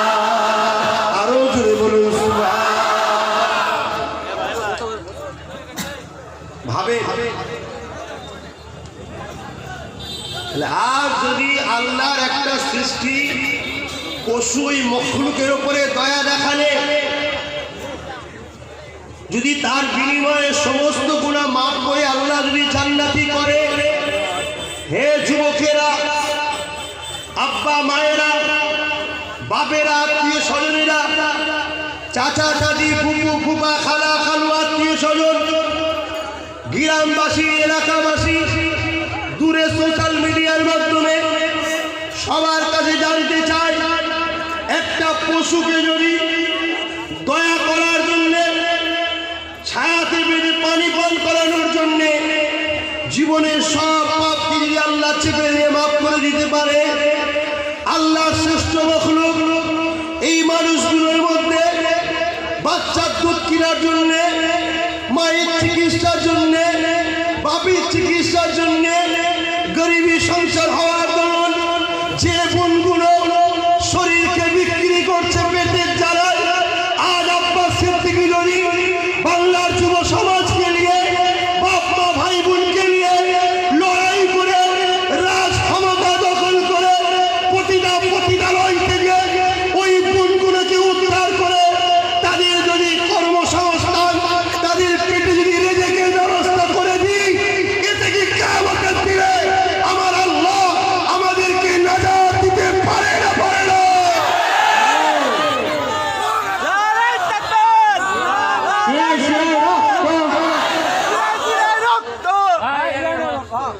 এই কাজটাতে আব্বাস সিদ্দিকীর অপরাধ কোথায়? অন্যায় কোথায়? এত বিরোধী, এত বিরোধী, এত বিরোধী, কিসের বিরোধী? সব ঠিক আছে, আপনি দাদা হুজুরের নাম নিলেন কেন? হ্যাঁ ঠিক আছে, দাদা হুজুরের নাম নিলেন কেন ভাই? আপনারা আগেও জানেন, আজও বলছি, দাদা হুজুর রহমাতুল্লাহ আলাইহির জীবনীতে যেটা পেয়েছি আমি সেটা বলেছি। ভাই যদি এটা ভুল হয়ে থাকে, অন্যায় হয়ে থাকে, তাহলে আমার থেকে শাস্তির যোগ্য যারা এই কিতাবগুলোকে লিখেছে তারা। সবচেয়ে বড় শাস্তির যোগ্য হলো বাংলা সিএম, তেনার নেতৃত্বে মাদ্রাসা বোর্ড থেকে হাই মাদ্রাসা নবম ক্লাসে বই বেরিয়েছে ইসলাম পরিচয়, তাতে লিখেছে দাদা হুজুর রাজনীতি করতেন, প্রকাশ্য লিখেছে। কথা বুঝে আসছে? আমি কোনো জায়গায় বলি রাজনীতি করতেন, কোনো জায়গায় বলিনি এখন। আর রাজনীতির কথাটাকে নিয়ে এমনভাবে দাদা হুজুরের থেকে সরাতে চাইছে, মনে হচ্ছে না রাজনীতির কথাটা ঘৃণা। রাজনীতিকে ঘৃণা করলে ঈমান চলে যাবে। দুর্নীতিকে ঘৃণা করতে আর রাজনীতির নামে ভণ্ডমি, যেমন পীরের নামে ভণ্ডমি চলছে না আজকাল, বিশেষ করে বাংলাদেশে গেলে পাওয়া যায়। বাপ রে বাপ, কত পীর, পীরের নামে ভণ্ডমি। তাহলে পীরকে আপনি কি ঘৃণা করবেন নাকি? এই পীরের নামে ভণ্ডমি যারা করে সেটা ঘৃণা, এবং সেই ব্যক্তিটা ঘৃণা, ঠিক না বেঠিক? কিন্তু যারা হাকিকাতে ওলিয়া মুর্শিদা, যারা প্রকৃত ওলি, আল্লাহ নেক বান্দা, সলে বান্দা, আপনি দুজন চুরি করছে বলে আপনি পুরো পাঠ থেকে তুলে দিচ্ছেন কেন? তাহলে আপনার সঙ্গে আর বিজেপির সঙ্গে পার্থক্য কোথায়? দুজনকে তালাক দিতে বলে পুরো তালাকের আইন থেকে ঘৃণা করে তুলে দিচ্ছে, আর আপনি কে দুজন চুরির রাজনীতি করেছে, আপনি রাজনীতিটাকেই ঘৃণা করছেন কেন? কথা বুঝছেন না? বলুন না, বড় করুণ বিষয় ভাই। এই মেম্বার শরীফটা আমার নবীর মেম্বার। এই মেম্বার শরীফটাকে টোটাল একটা মানুষের জীবন ব্যবস্থা পরিচালনা করানো হয় এই মেম্বার থেকে। শিক্ষা দেওয়া হবে, তার ব্যবসা কেমন হবে, তার সংসার জীবন কেমন হবে, তার মা বাপের সঙ্গে লেনদেন কেমন থাকবে, পাড়া প্রতিবেশীর সঙ্গে লেনদেন কেমন থাকবে, স্ত্রীর সঙ্গে সম্পর্ক কেমন থাকবে, সে রাজনীতি কেমনভাবে করবে, দেশ কিভাবে চালাবে, টোটাল শিক্ষা দেওয়ার জন্য এই মেম্বার। কিন্তু এই মেম্বারটাকে একটা পুঁথিগতভাবে ব্যবহার করা হচ্ছে। আজকে সেই জায়গায় আমার আল্লাহর দয়াতে এবার এই কথা বললেই হয়তো কিছু লোক আবার বলবে ওর বাপ দাদা কেউ করেছে, এই কিছু লোক বলবে না? এই পাশে একটা গ্রাম আছে নূরপুর, ছোট হুজুর পীর কেবলার মহব্বতের গ্রাম। এক একটা হুজুরের সঙ্গে এক একটা জায়গার মহব্বত একটু ক্লোজ হয়েছে। নূরপুরের মানুষ মুজাদ্দিদুল জামান দাদা হুজুর পীর কেবলা যখন দিনের দাওয়াত দিতে গেছিলেন, নূরপুরের মানুষ তখন দাদা হুজুরের কথা মানেনি, দাদা হুজুরকে চলে আসতে হয়েছিল। কিন্তু দাদা হুজুর বলেছিল যে আমার ছোট ছেলে তোদের সব ঠিক করবে। তার ছোট হুজুরের ওসিলায় ওই নূরপুরে আল্লাহ ইমানের আলো, নূরের আলো, শান্তির ইসলামের মেসেজ এত জেনেছে, যতবারই আছে সবাই আমাকে না ভালোবাসলো, ছোট হুজুরকে সবাই ভালোবাসে। জোরে বলুন সুবহানাল্লাহ। তাহলে এখন তো বলবেন নাকি যে দাদা হুজুরের থেকে ছোট হুজুর বড়, দাদা হুজুর যে কাজ করেনি বা করতে পারেনি ছোট হুজুর করেছে? আরে আল্লাহর দ্বীনের কাজ, ন্যায়ের কাজ, সত্যের কাজ, আল্লাহর সৃষ্টির সেবার কাজ আল্লাহ কার দ্বারা করিয়ে নেবে এটা আল্লাহর ব্যাপার। জয় তো আমাদের নয়, জয় তো আল্লাহ, ফাতে তো আল্লাহ, ইনসানিয়ত, ইনসাফ এটা তো আল্লাহর পক্ষে। আরে আমার আকা, আমার নবী, আমার নেতা, তিনি তিনার মাতৃভূমির জন্য কেঁদেছে। আজ আমার মাতৃভূমি ধ্বংস হয়ে যাচ্ছে, কখন রেল বিক্রি, কখন ট্রেন বিক্রি, কখন এটা বিক্রি, কখন ওটা বিক্রি, আমার মাতৃভূমি ধ্বংস। আরে আমি যদি মোস্তফা চাঁদের রহমতের গোলাম হই, তাহলে আমার দায়িত্ব আমার মাতৃভূমিকে বাঁচানোর জন্য আমারও চোখের পানি ফেলতে হবে, আমাকেও চিন্তা করতে হবে। আল্লাহ নবী মক্কাকে দুর্নীতি মুক্ত করেছে, আল্লাহ নবী মক্কার গরিবদের ঘরে জালিম নেতাদের হাত থেকে মুক্তি দিয়েছে, আল্লাহ নবী মক্কাকে উন্নতি করতে চেয়েছে, আল্লাহ নবী তিনার মাতৃভূমির জন্য সমস্ত কিছু করেছে। আজ নবীর গোলাম আমি কেন আমার মাতৃভূমির জন্য করতে পারবো না? এ করাটা তো মুস্তাফা জানের রহমতের গোলামেরই কাজ। চলে বলুন সুবহানাল্লাহ। কারো 5 আটা কাটা দালালি করা গোলামের কাজ না। কথা বুঝে আসছে? রাসূলুল্লাহ পক্ষে থেকে নারীকে প্রতিষ্ঠিত করা, সমাজকে প্রতিষ্ঠিত করা, আজ আল্লাহর একটা সৃষ্টিকে, পশুকে ভালোবাসার জন্য শুধু জান্নাত যেতে পারে। এই সমাজে বহুত বাপ আছে, অর্থের অভাবে চিকিৎসা করতে পারছে না, মারা যাচ্ছে। যদি সে মুসলমান হয়, ওই বাপকে জানানো দরকার, আব্বা আপনার ইনকাম মাথা পিছু পার বছরে সমস্ত মুসলিম সমাজ আপনাদের ইনকাম 22,000 কোটি টাকা। অথচ আপনার বাপ, আমার মা, আপনার বোন, আমার স্ত্রী অসুস্থ, চিকিৎসা করতে পারছে না অর্থের জন্য। অথচ আমাদের টাকা কোন পীর সাহেবকে 10 কোটি, কোন বক্তাকে 5 লাখ, কোন গুন্ডাকে 5 লাখ দিয়ে প্রচার করে ভোট দখল করে সব লুটপাট চলছে, আর গরিবগুলো তিলে তিলে তিলে তিলে মরে যাচ্ছে।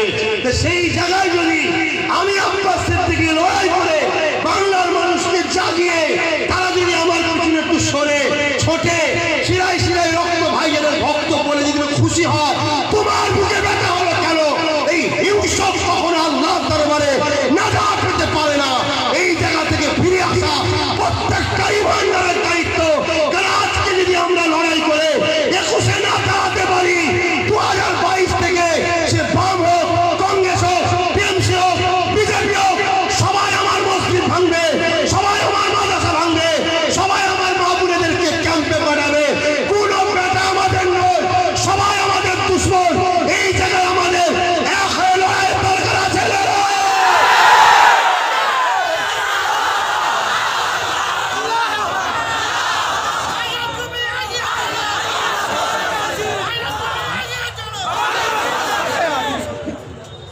এখানে কেউ দাদা হুজুরের ভক্ত আছে? যারা দাদা হুজুরের ভক্ত বেরিয়ে যাবে, কথা শিখতে হয়। যারা দাদা হুজুরের ভক্ত বেরিয়ে যাবে, আর দাদা হুজুরের মুরিদ যারা, তারা থাকবে। ভক্ত আলাদা জিনিস, মুরিদ আলাদা জিনিস। ভক্ত তো ছোটখাটো ব্যাপার রে।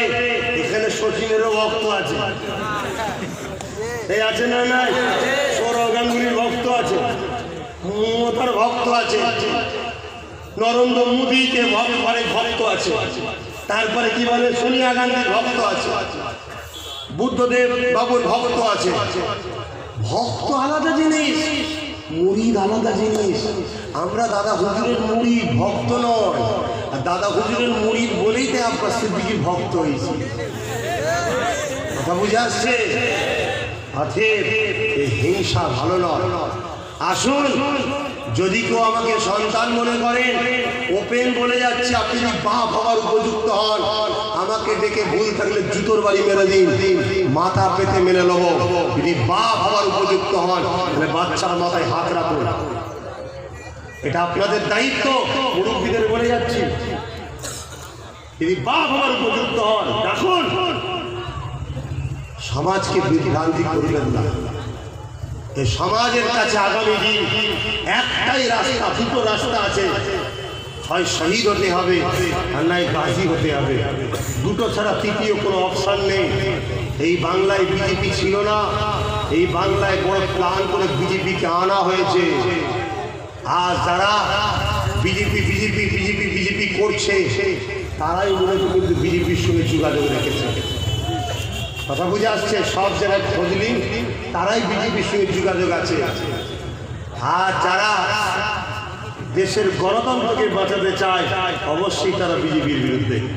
যারা দেশবাসীকে ভালোবাসতে চায়, তারা প্রকৃত বিজেপির বিরুদ্ধে। আজকে এই নদিয়ানা মাহফিলে এই কথাগুলো বললাম, অসুবিধে হলো নাকি? যদি কারো অসুবিধে হয়, আমি স্মরণ করিয়ে দিতে চাই, আজ থেকে 10 বছর কি 9.5 বছর আগে এই মেম্বার শরীফে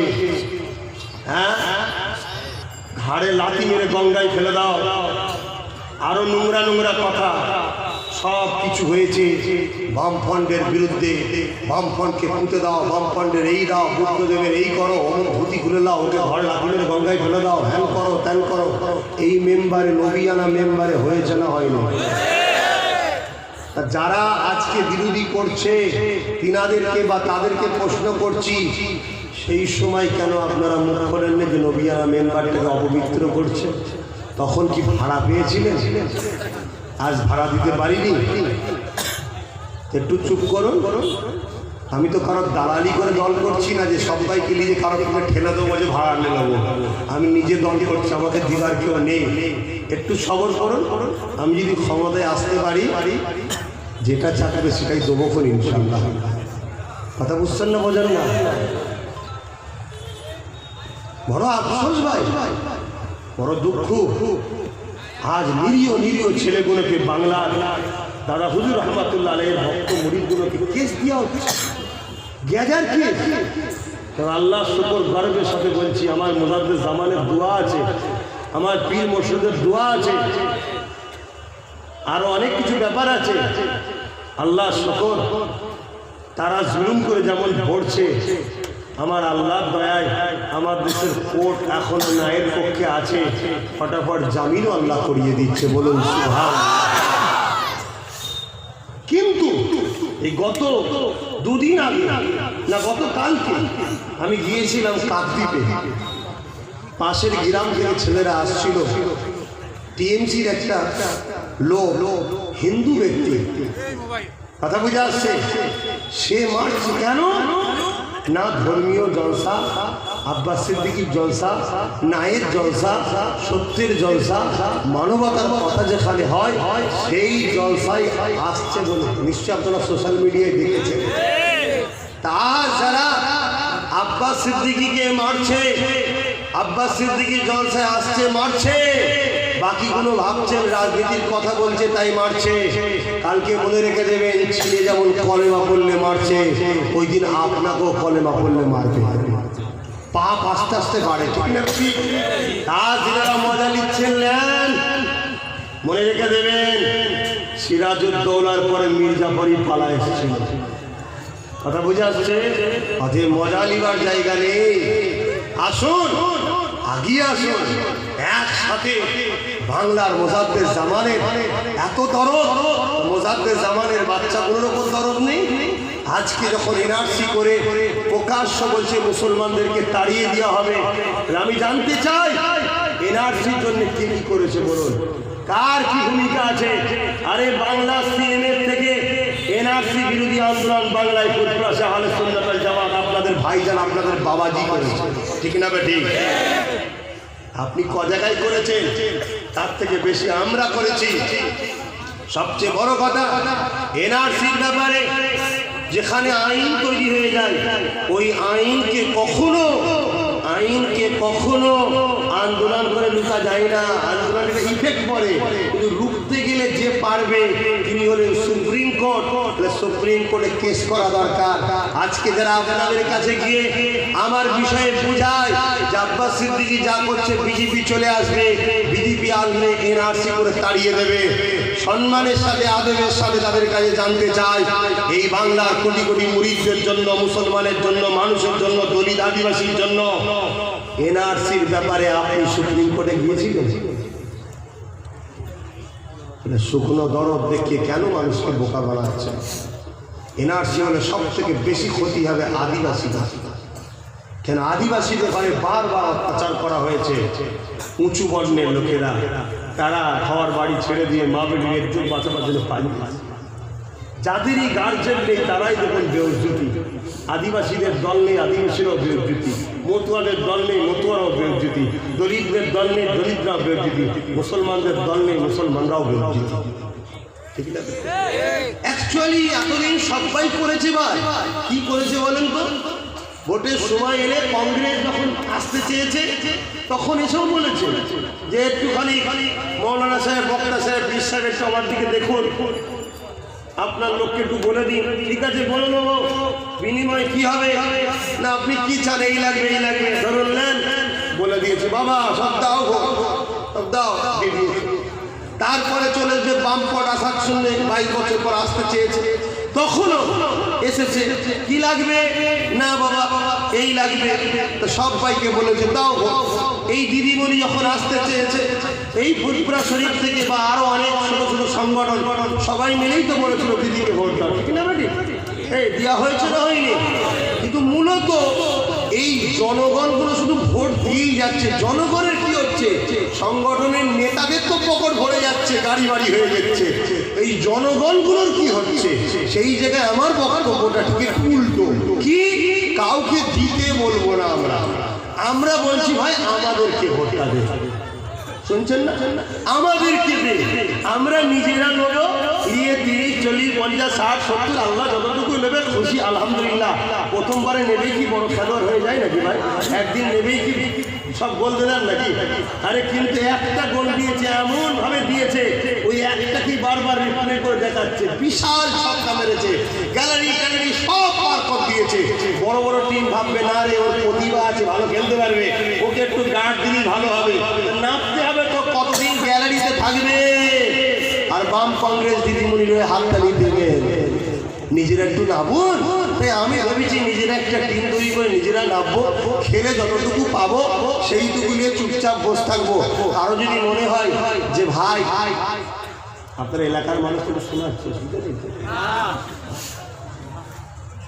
কি গো অসুবিধা আছে? কেন আপনারা এলাকার মানুষ, আপনাদের কাছ থেকে যদি পাস হতে পারি তাহলে সব জায়গায় পাস হয়ে যাবে, ঠিক না বেটি? কেন আপনারা সুখে দুঃখে সাথী সর্বপ্রথম, ঠিক না বেটি? তবে এলাকার মানুষের কাছে কয়েকটা কথা জানতে চাইছি, আপনারা খারাপ নেবেন না, একটু সত্য কথা বলবেন। আমার ব্যবহার, আমার কাজ কাম, আমার কথাবার্তারাই কোনোদিন কি আপনাদের ঘরে ধোকা দিচ্ছেন? এলাকার মানুষরা বলবেন ধোকা দিচ্ছি? কোনোদিন দেখেছেন ফালতু জায়গায় আমাকে আড্ডা দিতে চায়ের দোকানে দোকানে বসে সমালোচনা হাহা করে হাসা হই হার করা কখনো দেখেছেন আমাকে? ভাই কখনো ফাজিলামি করা আপনারা দেখেছেন? কোনোদিন আমার সম্বন্ধে তেমন অভিযোগ আপনাদের আছে? একটু খুলে বলুন, ক্লিয়ার বলুন, আছে? কোনোদিন আপনাদের সঙ্গে ধোকা দেওয়া এলাকার লোকেরা বলুন করেছি? আমি মিথ্যা কথা বলেছি? কখনো আপনাদের সঙ্গে প্রতারণা করেছি? কারোর সঙ্গে খারাপ ব্যবহার করা, ঝগড়া করা করেছি ভাই আপনাদের সাথে? মনে রাখবেন হাতের 5টা বোন সমান নয়। তাই আপনাদেরকে বলি, আমি কি করতে চাইছি একটু বুঝুন। আমি চাই কারো পিছনে দাঁড়াতে নয়, আমি আমার টানে বসে থাকবো। যার দরকার হবে যে ভাই তোমার কাছে 50 জন আছে, একটু দাও না, আমি ঘরটা তৈরি করি, মুখ্যমন্ত্রীর ঘর, কি ক্ষমতার ঘর করুন। কামরা ঘর থাকবে ঘরের মধ্যে না 100 কামরা ঘর থাকবে, ঠিক আছে? আমার ওর জন্যে 40 কামরা দিতে হবে, তবে আমার লোক কাজে লাগাবো। কথা বুঝছেন না? এতদিন কি হয়েছে? খেটেছি, লড়িছি, আর করেছি, সব করেছি, লাস্টে ভাড়া দিয়েছে, ঘরে চলে গেছি, মিথ্যা কেস দিয়ে ভাড়া তুলে নিয়েছি, ডবল তুলে নিয়েছি। কথা বুঝছেন? এই জায়গায় আমার বক্তব্য, আজ থেকে আপনারা কোনো দিকে নয়, আপনারা যদি আমাকে সন্তান মনে করেন আমার দিকে সাথ দেন, আপনারা যারা ভাই মনে করেন আমার দিকে সাথ দেন, যার প্রয়োজন হবে সে আমাদের সঙ্গে হাত মিলাতে আসবে, আমরা তাদের সঙ্গে বন্ধুত্ব করবো, চুক্তি সাপেক্ষ, ঠিক না বেটি? তবে আমরা বাঁচবো, নাই বাঁচার কোনো অপশন নেই, কোনো অপশন নেই। ভোটের সময় জমা দেখাবে, ভোট মিটে গেলে সব শেষ। বাবেরা নজওয়ান তরুণেরা, এ নবী বাগের প্রেমিকেরা, অসহায়কে আশ্রয় দেওয়া কত বড় নিয়ামতের কাজ শোনে।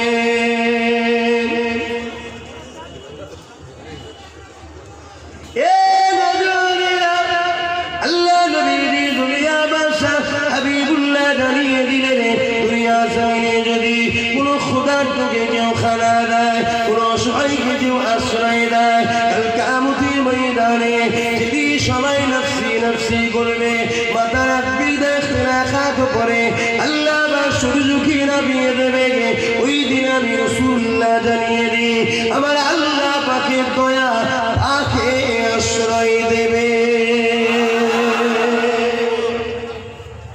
আপনারা জানেন কি জানি না, নামাজ তো পড়ছি আমরা, রোজা তো রাখছি আমরা গলা লম্বা করে বলি অমুক জায়গায় এই হচ্ছে, অমুক জায়গায় এই হচ্ছে, দলে দলে ব্রিটেন আমেরিকাতে ইসলাম কবুল করছে বলি আমরা। কিন্তু আপনারা জানেন এই বাংলায় 100টার মধ্যে 60টা বা 70টা মেয়ে নিজের ইজ্জতকে বিক্রি করছে পেটের জ্বালায়, জানেন? অথচ আমরা এর পিছনে ঘুরে ওর পিছনে ঘুরে ওর পিছনে ঘুরে অকাল সম্পত্তিকে এখনো উদ্ধার করতে পারলাম না। অথচ অকাল সম্পত্তি যদি আমরা উদ্ধার করতে পারি তাহলে আজ এই গরিব মেয়েগুলো পেটের জ্বালায় কখনো নোংরা জায়গায় যেতে হবে না। ঠিক তেমনি অন্য ধর্ম ভাইদের তাদেরও জন জঙ্গলের সম্পদ আছে, আদিবাসী ভাইদের এসব আদায় যদি আমরা করতে পারি, হিন্দু ভাইদের দেবত্ব সম্পত্তি আছে তারও আন্দোলন আমরা করছি, এ তো মানবতার কাজ। কি গো, এই কাজ করা দরকার আছে না? না, এগুলো কি ভুল কাজ হচ্ছে? আজকে কি হচ্ছে? আমরা মনে করি কেউ এসে মাথায় ঘোমটা দিল বা অন্য কি বলে মাথায় টুপি দিয়েছে আমাদের সঙ্গে ইফতার করে একটা ফটো তুলে নিল, আমরা মনে করলাম এটা উন্নয়ন হয়ে গেল। আরে উন্নয়ন হলো এডুকেশন দেওয়া। আমি চাই প্রত্যেকটা গরিব ছেলে যারা 90% নম্বর পাবে তারা যেন অকাল সম্পত্তি থেকে মুসলিম হলে যেন ফ্রিতে পড়ানো হয়। এর জন্য রাজ ক্ষমতার দরকার আছে না? না, তবে তো আমাদের জজ হবে, আমাদের উকিল হবে, আমাদের এসপি হবে, আমাদের ডিএম হবে, আমাদের আইপিএস অফিসার হবে, ঠিক না বেটি? কিন্তু আমাদের কখনো কারো হয়ে ভাড়া খেলে আর তার কাছে যদি আশা রাখেন কিছু সেটা পাওয়া যায় ভাই? কিন্তু কন্ট্যাক্ট ছিল 2 কোটি কি 5 কোটি কি 10 কোটি কি 100 কোটি কন্ট্যাক্ট ছিল, কন্ট্যাক্ট মিটে গেছে। আজকে ফুলপুরা শরীফ এই এলাকার মানুষের উদ্দেশ্য করে বলছি, আজ আপনারা বোম্বাই দিল্লি কোনো জায়গায় যান বা বাইরে কোনো কুটুমের কাছে যান, যারা ফুলপুরা শরীফে আসেন তারা ভাবে আপনাদের বিরাট ব্যাপার। কেন বারবার বলা হয় 75 কোটি টাকা নাকি ফুলপুরায় উন্নয়নের জন্য খরচ করা হয়েছে? এই যে কথাটা, এটা ফুলপুরাবাসীর জন্য একটা মিথ্যা ইলজাম না, ইলজাম নয়। কথা বলুন, হ্যাঁ কি না বলুন? এটা মিথ্যা কথা। কোথায় উন্নয়ন হয়েছে? কয়েকটা টয়লেট বাথরুম করে দিয়াটা উন্নয়ন। আজ আমার বাপের থেকেই শিখে বলছি, আমার চাচার থেকেই শিখে বলছি, গঙ্গাসাগর মেলাতে 10 লাখ কি 15 লাখ কি 20 লাখ লোক হয়, সেখানে যদি 100 কোটি টাকা বাজেট করতে পারে, ফুলপুরা শরীফে 3 দিন মিলে কোটির ওপরে লোক হয়, তাহলে সেই জায়গাতে কেন শুধু বাতাসা পানি থাকিবার হ্যালোজেন লাইট রাস্তায় থাকবে? এটা কি আমাদের প্রশ্ন থাকতে পারে না? পারে না? আপনি কোন জায়গায় করেছেন তার জন্য আমি হিংসা করছি না। আপনার দুটো চোখ, একটা চোখে ট্রিটমেন্ট হলো, আর একটা চোখকে ট্রিটমেন্ট করলেন না কেন? যখন করেননি ওই চোখে এখন ক্যান্সার হয়েছে, ওই চোখ আর কখনো থাকবে না, ওটা বাদই যাবে, ঠিক না বেঠি? এখন আফসোস করলে হয়? এখন আফসোস করে আর লাভ নেই। যদিও বা বারবার বুঝাতে চাইছো বাবা, যত দেখি ভালো ভাবি তত দেখি আবার মাথায় উঠে না আসতে চায়। তো ঠিক আছে, ঠিক আছে, দেখা যাবে। এই বাংলার বুকে মানবতা প্রেমিক আছে না? না, এই বাংলার বুকে ন্যায়ের পক্ষে, সত্যের পক্ষে, গরিবের পক্ষে, এতিমের পক্ষে, মুসলিম দলিত আদিবাসী পিছিয়ে পড়া বঞ্চিত মানুষের পক্ষে এই বাংলায় মানুষ আছে না? নাই, দেখা যাবে। আজ বড় দুঃখের বিষয়, কিছু মানুষ মনে করছে যে আমরা জোর করে সব করে নেব। আরে নমরুদ পারেনি জোর করে, সাদ্দাত পারেনি জোর করে, উদ্বা পারেনি জোর করে, সাইবা পারেনি জোর করে।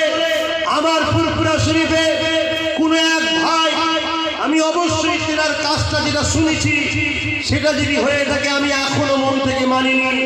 শুনেছি তারা নাকি জোর করে আমার মেজুতার বাড়িতে পতাকা বাঁধতে উঠেছিল ছাদে, যেটা আমার শোনা, কতটা মিথ্যা জানি না, কতটা সত্য জানি না। তার জন্য আজ যদি আমরা এক পীরের বাড়ির মার্কেটে, বাড়ির ওই মার্কেটে উঠে যদি পতাকা বাঁধার জন্য বাংলার মুসলমান যদি বামপন্থে ঘৃণা করতে পারে, এই বর্তমান রাজ্য সরকারের প্রশাসন জানি না কার ইশারায় কার ইন্ধন দেখার দরকার নাই, পুলিশ মন্ত্রীকে জবাব দিতে হবে। সেই জবাবটা 21-এ আমরা দেখাবো। মুজাদ্দেদ জামানের বাড়িতে ঢুকে সেই বাড়ির দরজায় লাথি মেরেছে প্রশাসন, এর জবাব বাংলার মুসলমান দেবে না?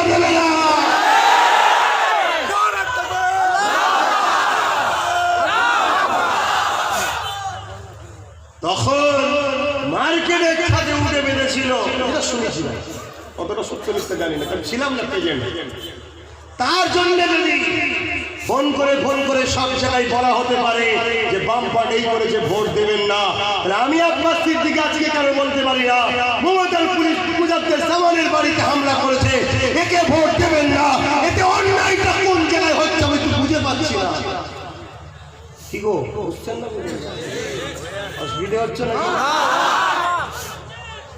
কথা সত্যের পক্ষে সব সময় বলতে হবে। আমাকে ভাত খাওয়ালো যে সে অন্যায় করলে অন্যায় নয়, আর আমাকে ভাত দেয়নি বলে সে অন্যায় করলে অন্যায়। অন্যায় যদি ছেলে করে আপনি বলছেন মাপ নাই, তাহলে অন্যায় যখন পাড়ার লোক করে তার বেলায় কেন মাপ? আপনি সবার বেলায় সমান কথা বলুন, তাহলে মানাবে। বড় দুঃখ, আজ বড় কষ্ট, বড় বেদনা। মানুষের আয়েবকে আল্লাহ চাপতে বলেছে, মানুষের আয়েবকে চাপতে বলেছে, তাই কারো আয়েব নিয়ে কথা বলা ঠিক নয়। কিন্তু আজ দুঃখের বিষয়, যে আমার ছোট ছোট করে অজগুলোকে কেটে মানুষের কাছে শোনানো হচ্ছে, বলা হচ্ছে। যাক, আমি দুঃখিত, তবে আমি দোয়া করি আল্লাহ পাক তাদেরকে সুস্থ রাখো, ভালো রাখো, এতটুকুই দোয়া করি। বড় দুঃখ এটাই, একটা মানুষ যখন উঠতে চায়, কিছু করতে চায়,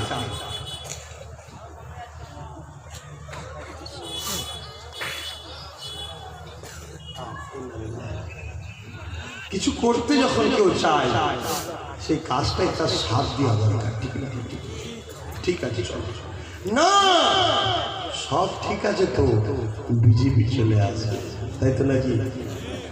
বিজেপি চলে আসবে। দেশ চালাচ্ছে কে ভাই?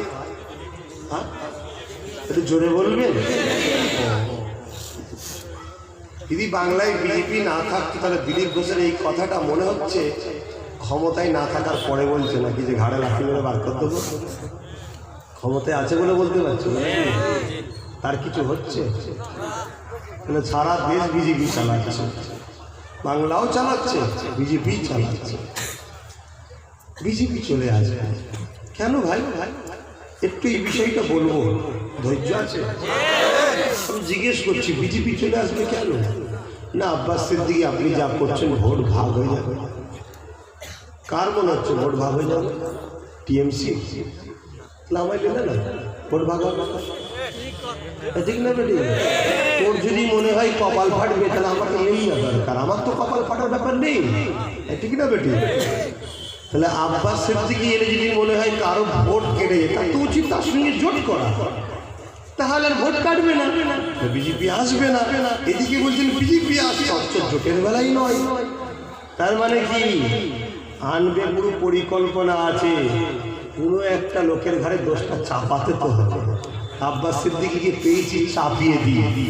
বাংলার বেশিরভাগ মানুষ সজাগ হয়ে গেছে যে আব্বাস সিদ্দিকী যখন বলেন তখন 18টা চলে এসেছে, তাহলে ভোটটা কাটবে কে? দ্বিতীয় নম্বর কথা, বিজেপিকে রুখার দায়িত্ব কি শুধু মুসলমানদের? বাম প্রার্থী দিলে বিজেপি আসবে না, কংগ্রেস দিলে বিজেপি আসবে না, আমি দিলে বিজেপি আসবে, তার মানে বামের দিকে মুসলিম ভোট নাই, কংগ্রেসের দিকে মুসলিম ভোট নাই, তোমার দিকে আছে। তোমার দিকে যখন বিজেপির ভোট রয়েছে, তুমি সবার বেলা উন্নয়ন করলে, আর মুসলিমদের বেলায় কেন করলে না? এই করেছে, ওই তো সাইকেল দিয়েছিল, হয়নি? ভাই ভালো করে বুঝতে হবে না, বিজেপি চলে আসবে। বিজেপি এলে কি হবে?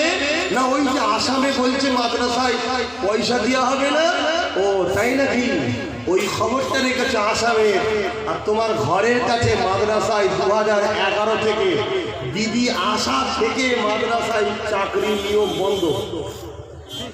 তার মানে শিক্ষক যাবে না, মাদ্রাসায় পড়াবার কেউ থাকবে না, বাপ মা ছাত্র দেবে না, সিংহের কি বলে চুচুরার মতো মাদ্রাসার নীরবে আস্তে আস্তে আস্তে জঙ্গল হয়ে মরে যাবে। শুনছেন ভাই? বিজেপি আসলে কি হবে না দেখলে না, সে হাফেজ তা মানলো, হাফেজ জুনায়েদকে ওই যে মানলো। কেন তোমরা জানো না? তোমার বাড়ির পাশে 7 কিলোমিটার দূরে আসিফ আলীকে টিএমসির প্রধান দাঁড়িয়ে থেকে পিড়তে মেরে ফেললো। শুনছেন না? মালদা সারাউলকে মেরে ফেললো, জানেন না? তাহলে বিজেপি এসেছে না? যদি বলেন বিজেপি এলে ওটা হবে, তাহলে বাংলায় যখন ওটা হচ্ছে তার মানে বিজেপি আছে তো। আরে মুখটা শুধু আলাদা, কাজটা তো একই নাকি? মালদায় এক গুণের স্তন কেটে নিল, খবর পাননি? কি গো, খারাপ লাগছে? ঠান্ডা লাগছে? ওই তো আমার আসিফ আলী বাপ বসে আছে, দেখতে পেয়ে গেছে। দাঁড়াও,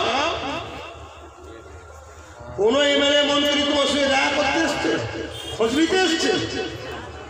আসো, বিজেপি আসবে না? আরে বিজেপিকে লুকার কাটা আব্বাস সিদ্দিকী হয়েছে। এই যে আমি এখানে আসবো, আমার বড় ভাই আসবে, এলাকার লোকেরা এই জায়গাটা পরিষ্কার করেছে, কাটা পরিষ্কার করেছে, জঙ্গল পরিষ্কার করেছে। কেন আব্বাস সিদ্দিকী আসলে, মেহরাব সিদ্দিকী আসলে, এদের কিছু কিছু লোক আসবে, লোককে বসতে দিতে হবে, ঠিক না বেটি? ঠিক দিদিমণি 2011 এসে বাংলায় বিজেপির রাস্তাটাকে পরিষ্কার করছে, যাতে বিজেপি এসে বসতে পারে ভালো করে। শুনছেন?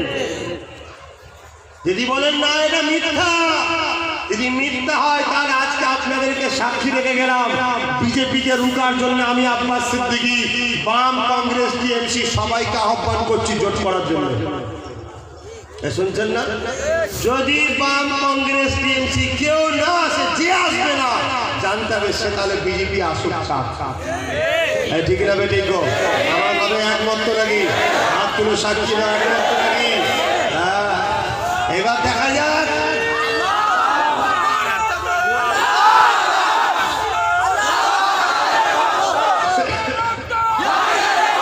আপনারা হাত তুলে বলছেন তো নাকি? এক কথা একমত তো নাকি? একমত তো নাকি? আব্বাস সিদ্দিকী বিজেপির সঙ্গে হাত মিলিয়ে আছে তো নাকি? হ্যাঁ, আব্বাস সিদ্দিকী বিজেপির সঙ্গে যখন হাত মিলিয়ে আছে, আব্বাস সিদ্দিকীর কাছে বিজেপিকে, আব্বাস সিদ্দিকীকে বিজেপির কাছে ফাঁসিয়ে দাও না। 200 কি বলে 20,000 কোটি টাকা নিয়েছে। 20,000 কোটি, বাহ! বিজেপির কাছে ফাঁসিয়ে দাও, দিদি চলে আসো, বাম চলে আসো, কংগ্রেস চলে আসি, আমরা সবাই মিলে এক হয়ে বিজেপিকে রুখি। অসুবিধা আছে? যে আসবে না জানতে হবে সমস্যা আছে। কি আসবেও না, এদিকে আবার বললো বিজেপির সঙ্গে হাত মিলিয়ে আছে। খুব ভালো করে বোঝে, সময় সঙ্গে বড় ভাই আসবে। কয়েকটা কথা বলে যাচ্ছি, কথাটা মাথায় নিয়ে নেবেন। একটা আওয়াজ তুলুন এলাকায়, ব্যালটে ভোট নয়, এই ইভিএম এ ভোট নয়, ব্যালটে ভোট হবে। সবাই আওয়াজ তুলুন, বামকে বলুন, কংগ্রেসকে বলুন, দিদিমণি আপনি বাংলা সেন, আপনি আওয়াজ তুলুন।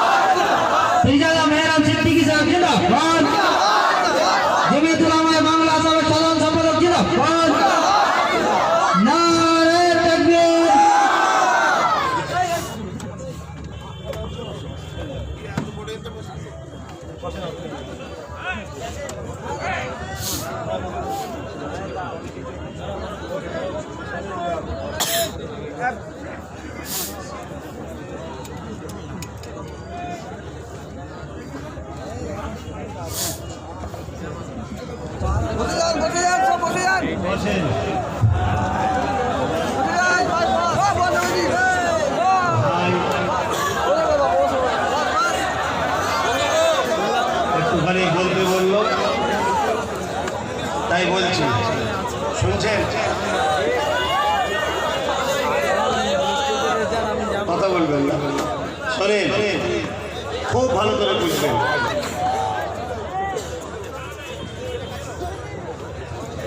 বিজেপিকে রুখার দায়িত্ব মুসলমানের একা নয়, সবার।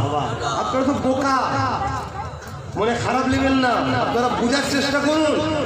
বারবার আওয়াজ তুলছে মুসলিম ভোট ভাগ হলে বিজেপি আসবে, তার মানে বোঝাতে চাইছে মুসলমানরাই শুধু বিজেপির বিরুদ্ধে। আর বাই চান্স যদি ইভিএম টিএম হ্যাক করে চলে আসে, তাহলে দুশ্মন একমাত্র কে ভাই? আমরা, ঠিক না বেটি? তাই আমাদেরকে বুঝতে হবে। আর একটা কথা বলি শোনে, দেশটা সেকুলার দেশ তো নাকি? দেশটা সেকুলার, হ্যাঁ ঠিক তো না বেটি?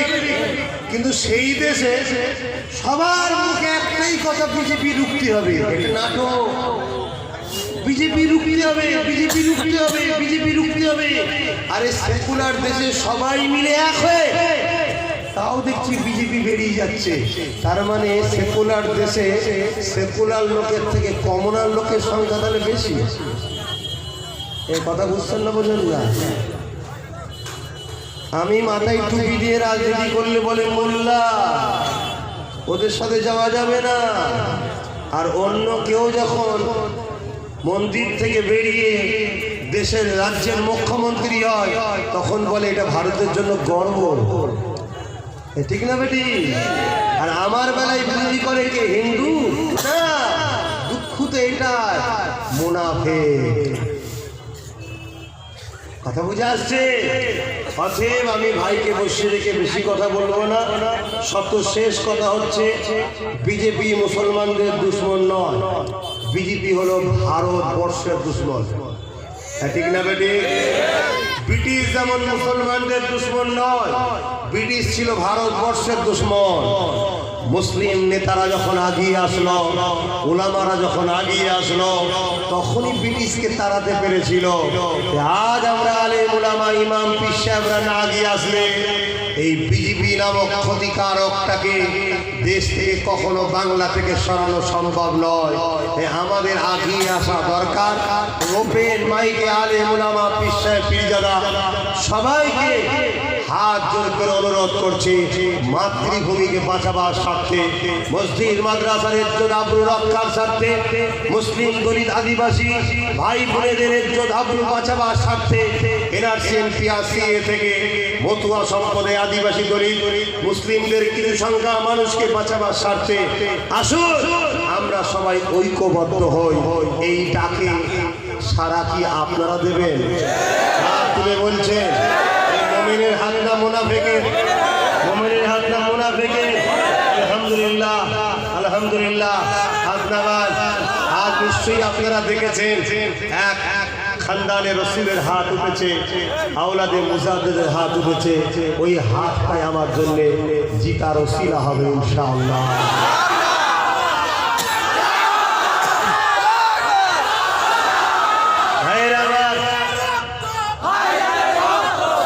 ভাইয়েরা আমার, এই জন্যে বললাম আমি তেনাকে মুরব্বী হিসাবে মানি, আমার মুরব্বী হিসাবে মানি।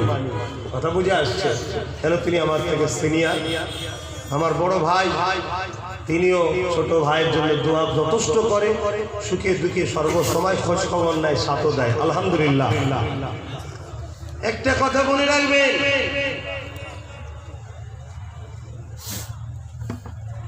তাহলে আমাদের আন্দোলন ব্যালটে ভোট হবে, ইভিএমে নয়। এই আওয়াজ সবাইকে তুলতে হবে। দ্বিতীয়, যে যে দলের প্রার্থী হয়ে দাঁড়াবে 5 বছর ওই দল থেকে সে সরে যেতে পারবে না। শুনছেন তো ভাই? 3 নম্বর, আমি আহ্বান করলাম ফুরফুরা জমিন থেকে, এই পবিত্র ফুরফুরা শরীফের পবিত্র স্থান থেকে আহ্বান করলাম, বাম কংগ্রেস টিএমসি কে আসুন, মহাজোট করে বিজেপিকে আমরা বাংলা থেকে রুখি, বাংলা থেকে সরাই। ঠিক না বেটি? আর আপনারা নামাজ পড়বেন, আমার জন্য দোয়া করবেন, মা বা ভাই বোন স্ত্রী আত্মীয় স্বজন সবাইকে বুঝাবেন। আর ঠিক দিনে ঠিক সময় একটা বার খানদানে রসুল আওলাদে মুজাদ্দেদের কথা মেনে ভোট দেওয়া যাবে। দেওয়া যাবে তো? ভোটের কথা বলা আমার বাপকে, আমার মাকে, আমার ভাইকে, আমার বোনকে, আমার প্রিয় দেশবাসীকে বলা কি হারাম? হারাম। খুব ভালো করে বুঝবেন। তাহলে আজ থেকে আপনারা না বাম, না কংগ্রেস, না টিএমসি, আজ থেকে আপনারা নবীর গোলাম, দাদা পীরের মুরিদ ছিলেন আছেন, নবীর গোলাম ছিলেন আছেন, দাদা পীরের মুরিদ ছিলেন আছেন। আজ থেকে আপনারা বাবাজির দলে, ভাইজানের দলে ইনশাল্লাহ। আল্লাহকে সাক্ষী রেখে মোমেনের হাত ইনশাল্লাহ আল্লাহ কবুল করেন, বলুন আমিন। তো ভাইয়েরা আমার, এই মহান কাজে আমি আপনাদেরকে দাওয়াত দিয়ে গেলাম। এখন আমি বিদায় নেব। বিদায় নেবার আগে একটা শেষ কথা। গাছটার নাম পীর আবু বকর সিদ্দিক। গাছটার নাম কি? পীর আবু বকর সিদ্দিক। বড় বড় ডাল 5টা, বড় হুজুর, মেজ হুজুর, সেজ হুজুর, ন হুজুর, ছোট হুজুর। সেই ডাল থেকে 32টা থেকে আলহামদুলিল্লাহ অনেক কটা, সব কটাই কিন্তু জুড়ে আছে গাছের সাথে, ঠিক না বেটি? গাছের সাথে যে কোনো একটা ছোট্ট পাতাকেও যদি আপনি ছেড়েন, কাটেন, ভাঙেন, নষ্ট করেন, মূলত গাছটাকেই কষ্ট দেওয়া হলো। তাই কাউকে যদি পছন্দ না হয়, আব্বাস সিদ্দিকীকেও যদি পছন্দ না হয়, দূরে থাকবেন, কারো সমালোচনা করবেন না। আজ বড় কষ্ট লাগে, নোংরা নোংরা জিনিস সব পুরাতন। কে কোথায় মেলায় গিয়েছিল, কে কোথায় পুজোর কি ফেতে কেটেছে, কে কোথায় নাচ দেখেছে, সেই সবগুলো আমার হোয়াটসঅ্যাপে পাঠাচ্ছে আর আমাকে বলছে আপনি এগুলো বলতে পারেন না। চিন্তা করুন এদের চিন্তাধারা কি। খবরদার, আল্লাহ বিচার করবে। ছেলের অধিকার নেই, ছেলের অধিকার নেই। আশা করছি বুঝতে পেরেছেন। অতএব ভুল আমায় বুঝবেন না। একজন আমায় প্রশ্ন করছে, আপনাকে তো ট্যাপ করবে না, আপনার আবার কিসের চিন্তা? দেখুন, আমি একটাই কথা বলেছি, শোন ভাই, তোর আব্বা যদি কিছু বলে, তুই কি তোর বাপের সঙ্গে ঝগড়া করতে পারবি? সে বলল না। আমি কি করে পারি? বলল মাফ করবেন। এইভাবে বুঝাচ্ছি। 11 বছর আগে মদ খেত, আমার হাত ধরে অহংকার নয়, তওবা করে 5 ওয়াক্ত নামাজি হয়েছে। আজ তাকে তুলে যদি আব্বাস সিদ্দিকীকে আপনি এ করতে চান, মনে হয় এই জিনিসটা, অনুরোধ করছি, ভুল হচ্ছে। আল্লাহ আপনাকে সৎ বুদ্ধি দিক। ছেলে হিসেবে দোয়া করি, আল্লাহ প্রত্যেকটা বাপকে, এখানে যতজন বসে আছে প্রত্যেকটা ভাইকে ভাই হিসেবে দোয়া করি, সরল সঠিক পথে চলার তৌফিক দেন। বলুন আল্লাহুম্মা আমিন। আমার মুজাদ্দিদ জামান দাদা হুজুর রহমাতুল্লাহ আলাইহি, তিনি জগৎ বিখ্যাত ইমাম ছিলেন। আমি একটা কথা জানতে চাই, মুজাদ্দিদ কাকে বলে? বিদায় নেব। মুজাদ্দিদ কাকে বলে? কি সংস্কার করবে? মাইক্রোফোনটাকে এসে নতুন ডিজাইন তৈরি করবে নাকি? কি সংস্কার করবে ভাই? বলুন, বলবেন তো? যুগের মধ্যে যত বুড়াই আছে, যত দুর্নীতি আছে, যত খারাপি আছে, ধর্মে হোক, শিক্ষায় হোক, সমাজে হোক, রাজনীতিতে হোক, সবটাই সংস্কার করা একটা মুজাদ্দিদের দায়িত্ব। জোরে বলুন সুবহানাল্লাহ। আমার রাসূল পাক সাল্লাল্লাহু আলাইহি ওয়াসাল্লাম আবু জেহেল, উতবা, সাইবা, আবু লাহাবের রাজতন্ত্র, দুর্নীতি, রাজনীতিকে মিটিয়ে দিয়ে গণতন্ত্র, ধর্ম স্বাধীনভাবে যে রাজনীতি, সেই শিক্ষা দিয়ে রাসূল 10টা বছর কিভাবে দেশের আইন আনুন হবে, কিভাবে দেশকে নিরাপদে রাখা হবে, দেশবাসীর সেবা হবে, প্রত্যেক ধর্মের মানুষের সমান অধিকার হবে, সব কিছু আমার রাসূল পাক সাল্লাল্লাহু আলাইহি ওয়াসাল্লাম শিক্ষা দিয়েছেন। বলুন আলহামদুলিল্লাহ। আমি বিদায় নিলাম দাদা হুজুরের, আমার ইমাম, আমার মুর্শিদ কেবলা। যদি এরপরে কারো মনে হয় যে দাদা হুজুরকে নিয়ে আব্বাস সিদ্দিকী খেলছে, বদনাম করছে, আমি আপনাকে, আপনাদেরকে পাওয়ার দিচ্ছি, ইজাজত দিচ্ছি, একটা যদি কোনো ধর্মগুরুর উপরে আঘাত দিলে যদি রাস্তায় নেমে আন্দোলন হয়, তার ফাঁসির দাবি করা হয়, তার বিরুদ্ধে মানহানির মামলা হয়,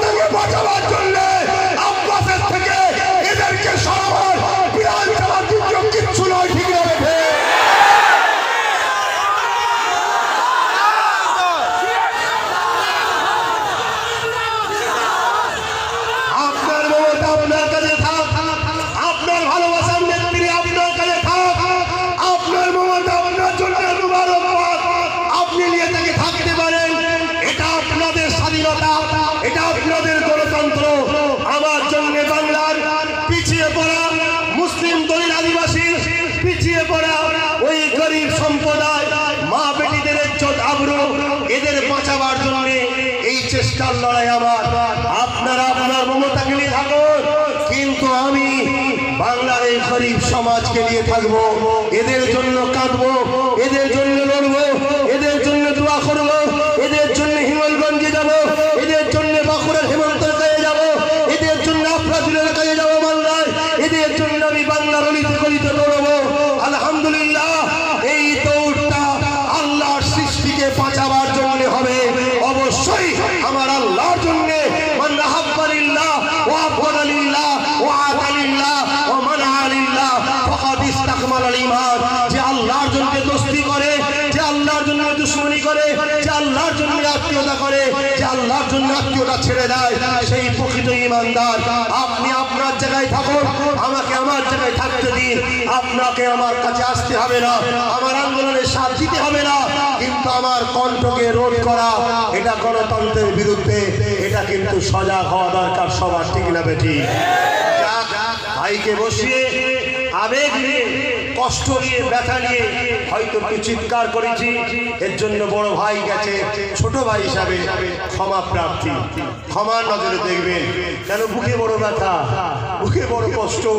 কত সুন্দর হতো আমার আবু বকরের নামে যদি নলের সিঁড়িটা হতো, আপনি পিছন থেকে কাঠি লেগে দিলেন, গুটি 50 আদিবাসী হিন্দুকে খেপিয়ে দিলেন, তারা ঘন ঘন ঘন ঘন ঘন ঘন মেয়েদের ঘরে সামনে পাঠিয়ে দিল। আমি আচারি পারি লড়াই করতে, কিন্তু ওদেরকে বাঁচাবারই চেষ্টা আমি করছি। কেন? ওই জায়গায় নলেজ সিটি হলে ওর বাচ্চারাও পড়বে, ওই আদিবাসী গুনগুনের ওখানে চিকিৎসা হবে, ওনাদেরও উপকার হবে, ওনারাও দোকান দেবে, ওনাদেরও রুজির ব্যবস্থা হবে। তাই চাইছি ঠান্ডা মাথায় দিদি বোঝে, কিন্তু আপনি কাঠি লাগিয়ে দিয়ে বন্ধ করে দিলেন। হ্যাঁ ঠিক আছে, এ বাংলা, এ ভারত, আইন বলে একটা আছে, আজ নয় কাল।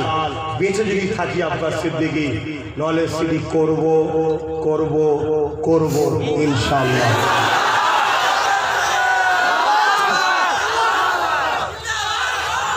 বিদায় নেওয়ার আগে অনুরোধ করা উচিত, আল্লাহরই ইচ্ছা, বড় ভাইজানের দুয়াতেই, বড় ভাইজানের দুয়াতে, মুরব্বী বাপ চাঁদের হুজুরদের দোয়াতে, সমস্ত চাঁদের হুজুরদের দোয়াতে, সমস্ত আমার ফুফু ফুফা আত্মীয় স্বজন, আমার দাদা হুজুরের মুরিদদের বাপ মাদের দোয়াতেই, মুরিদিদের দোয়াতেই বাংলার মানুষ তুলনামূলক একটু আমাকে ভালোবাসে, ছুটে যায় আমি এলে, বিশেষ করে যুবক সমাজ।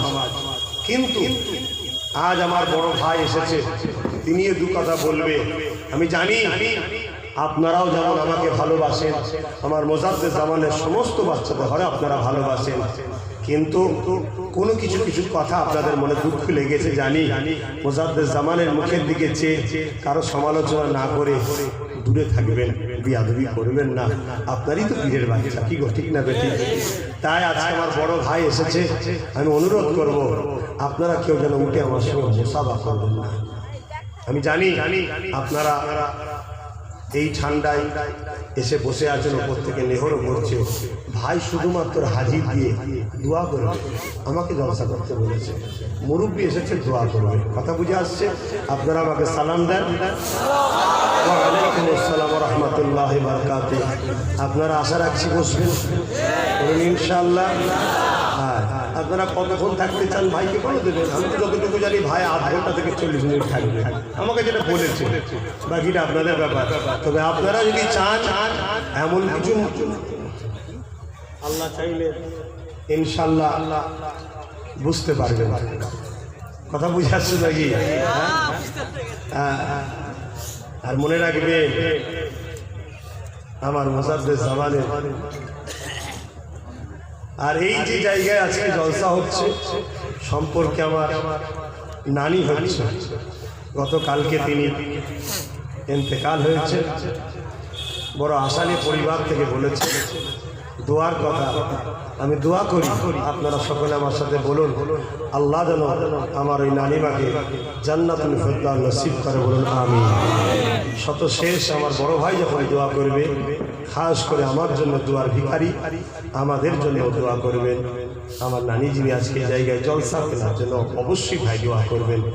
আসসালামু আলাইকুম, আপনারা আমাকে সালাম দেন। দরুদ শরীফ আল্লাহ। এখন পীরজাদা মেহরাব